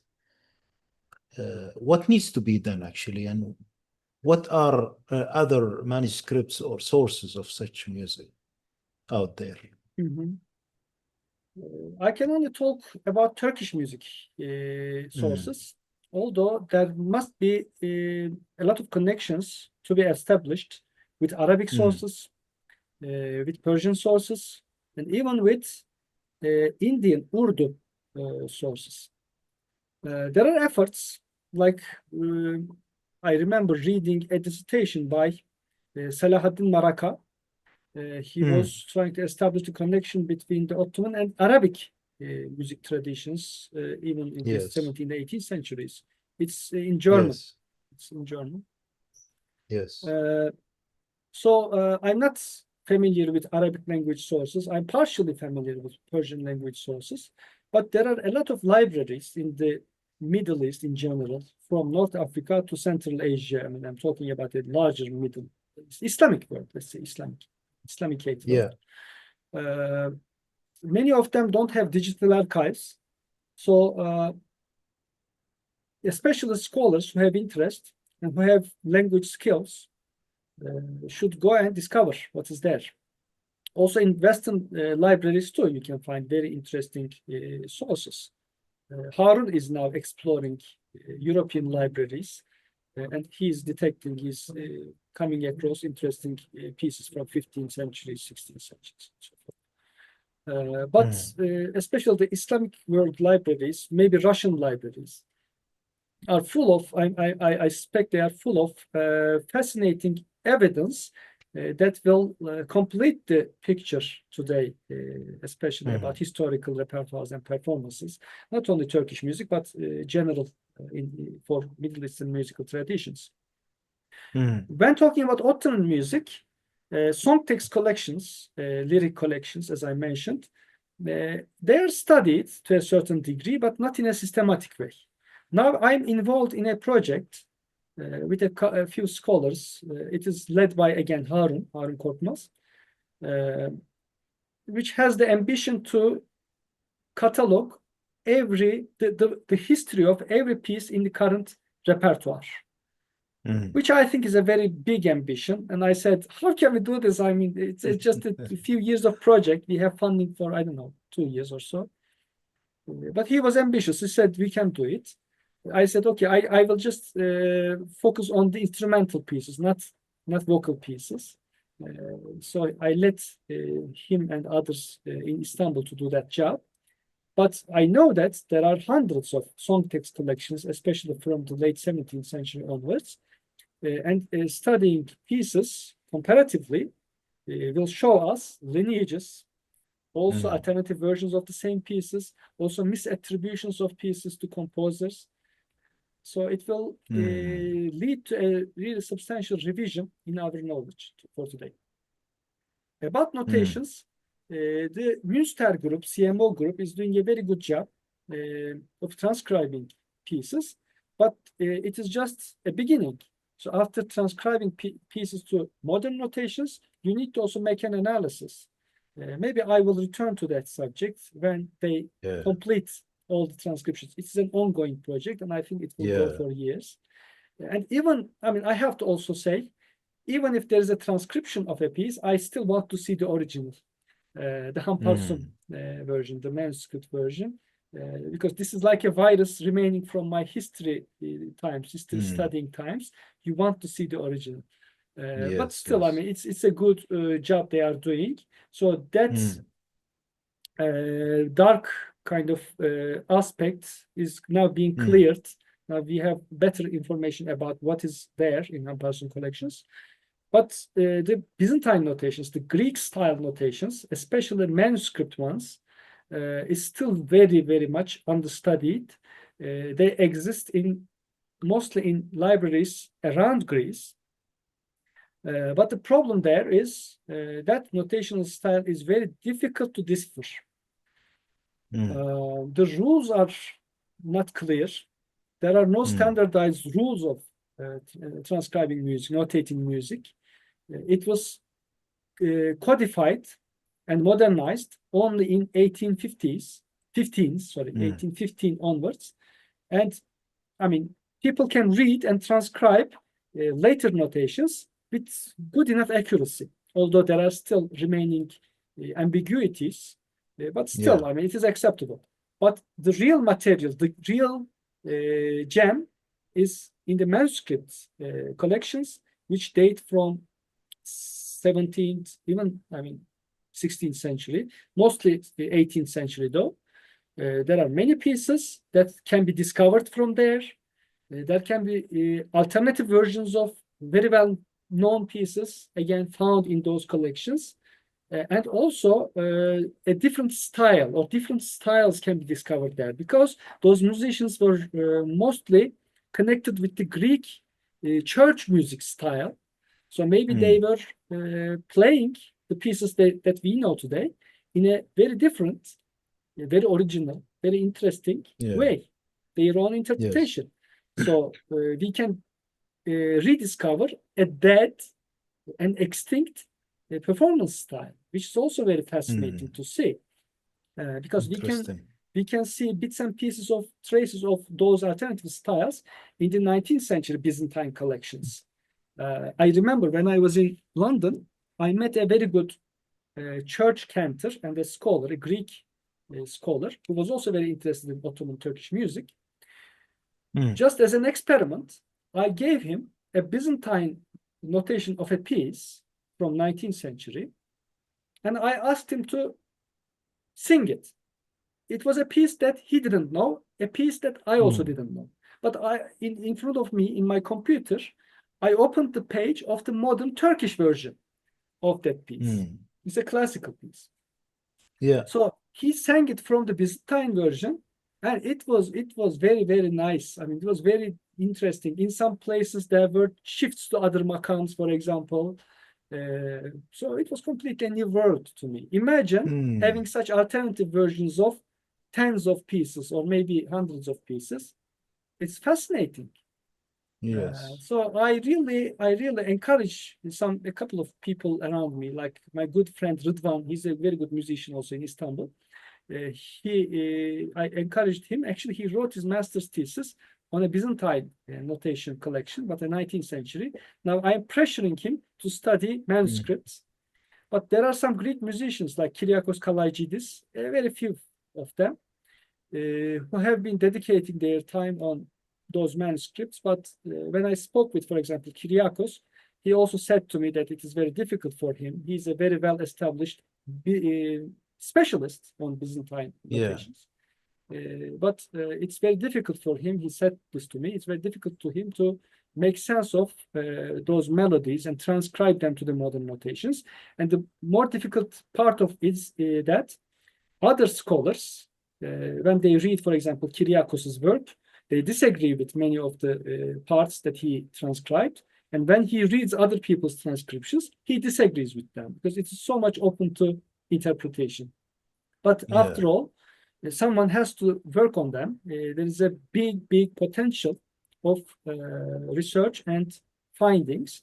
So anyone, especially if there are any watchers from Greece or whoever is interested in Greek language and historical sources, I really encourage them, for my own curiosity, for my own selfish reasons, encourage them to study those sources. Yeah, interesting. Now we have seen a lot of individualized or maybe a one-time project here and there. The need for institutions and collaboration. How do you see that? That's really important. Yeah. First of all, yes, I'm like a lone cowboy working from Ankara by myself on music. I mean, I have never worked in an institution about music, working in institutions about political research, but that's something else. You can have institutions, you can have buildings of institutions, you can furnish those buildings, but what is really needed is continuity and a culture of collective work, like teamwork and continuity and sustainability for a long time. This is something missing, not only in music research, but in general. When I'm thinking about the culture or work ethics, work culture in academia, in social sciences or humanities in Turkey. Maybe in fields like medicine or engineering or natural sciences, people have to work together. So they have that culture, working in laboratories, publishing co-authored works, accepting someone as the leading author and being secondary authors, and so forth. But in social sciences, it is far more difficult. In humanities, in musicological research, I see that it is not very easy. We see some co-authored papers only when there is a thesis and the author wants to also write the name of the supervisor on the paper. So this is very common. But apart from that, or there are some outputs of like Münster project.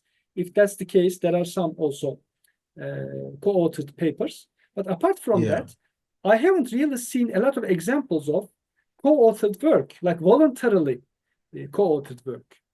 So I'm happy to have done a couple of those.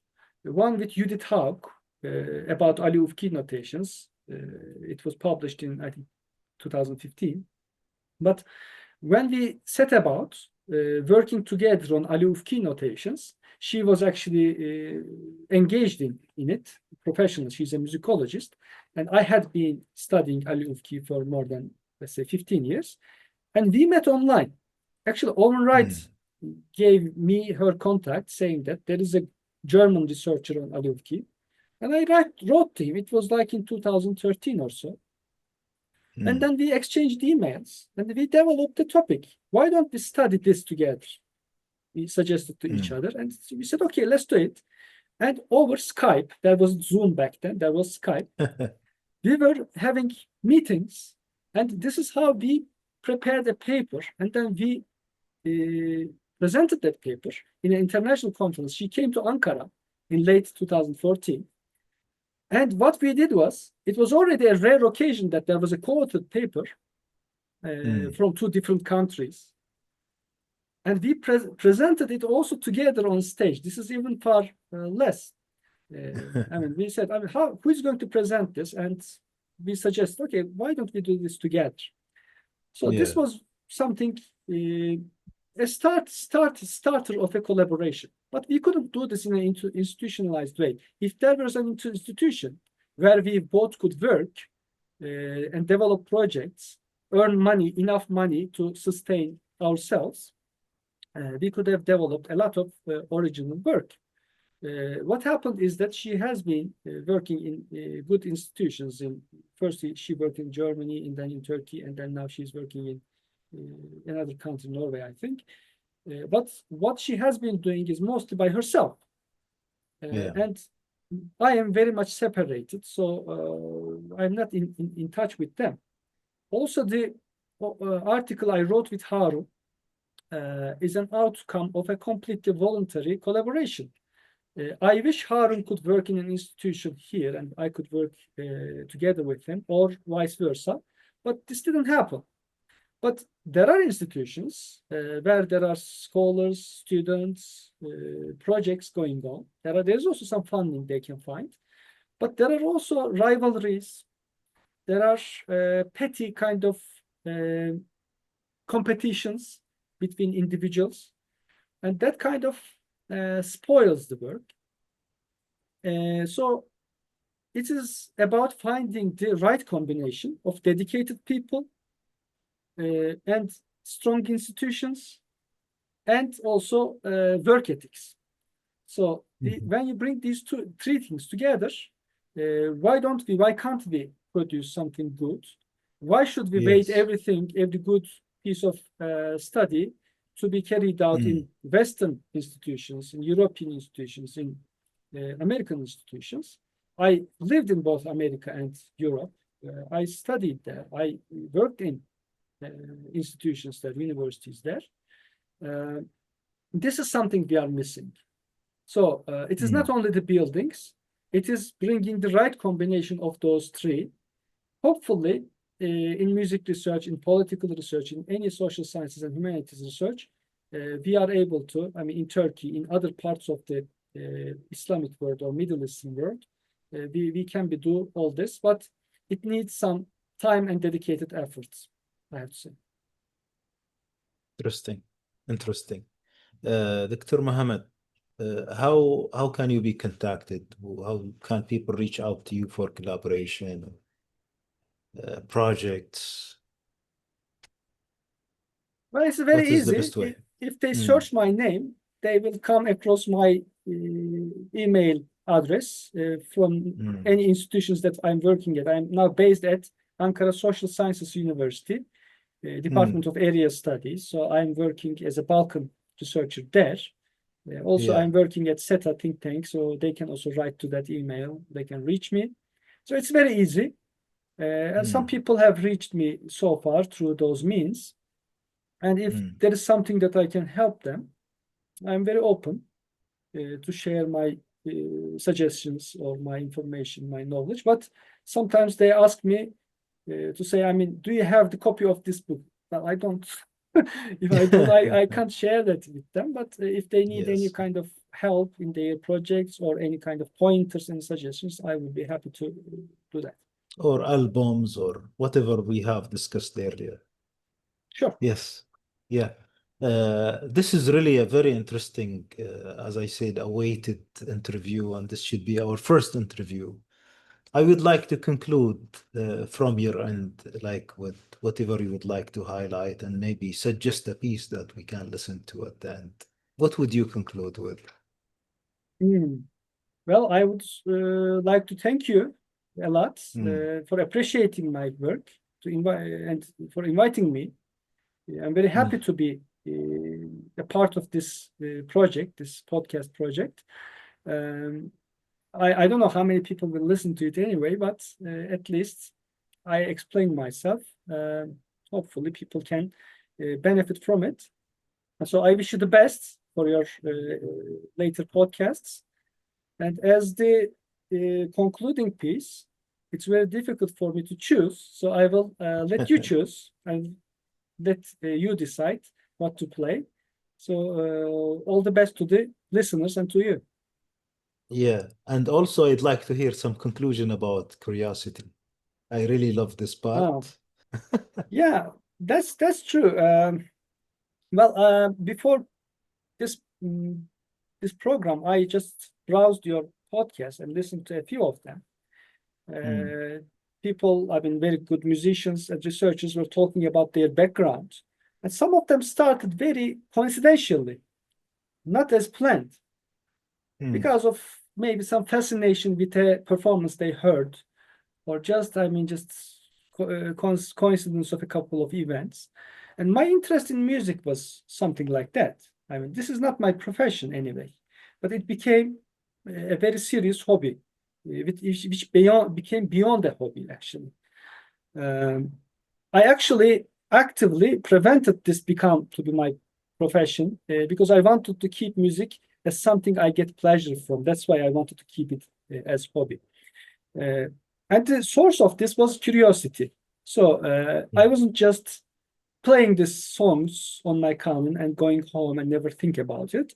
I was thinking actively about, I mean, can we play this in another way? Could it have been played in another way? And so forth. Sometimes curiosity kills the cat. Sometimes I even think that I shouldn't have gone this much because this actually delayed my own career. I have to admit this as well. But at the same time, it brought a great flavor to my life. I met wonderful people. I did very satisfactory things. I think I made some valuable contributions to a field that I'm not professionally in.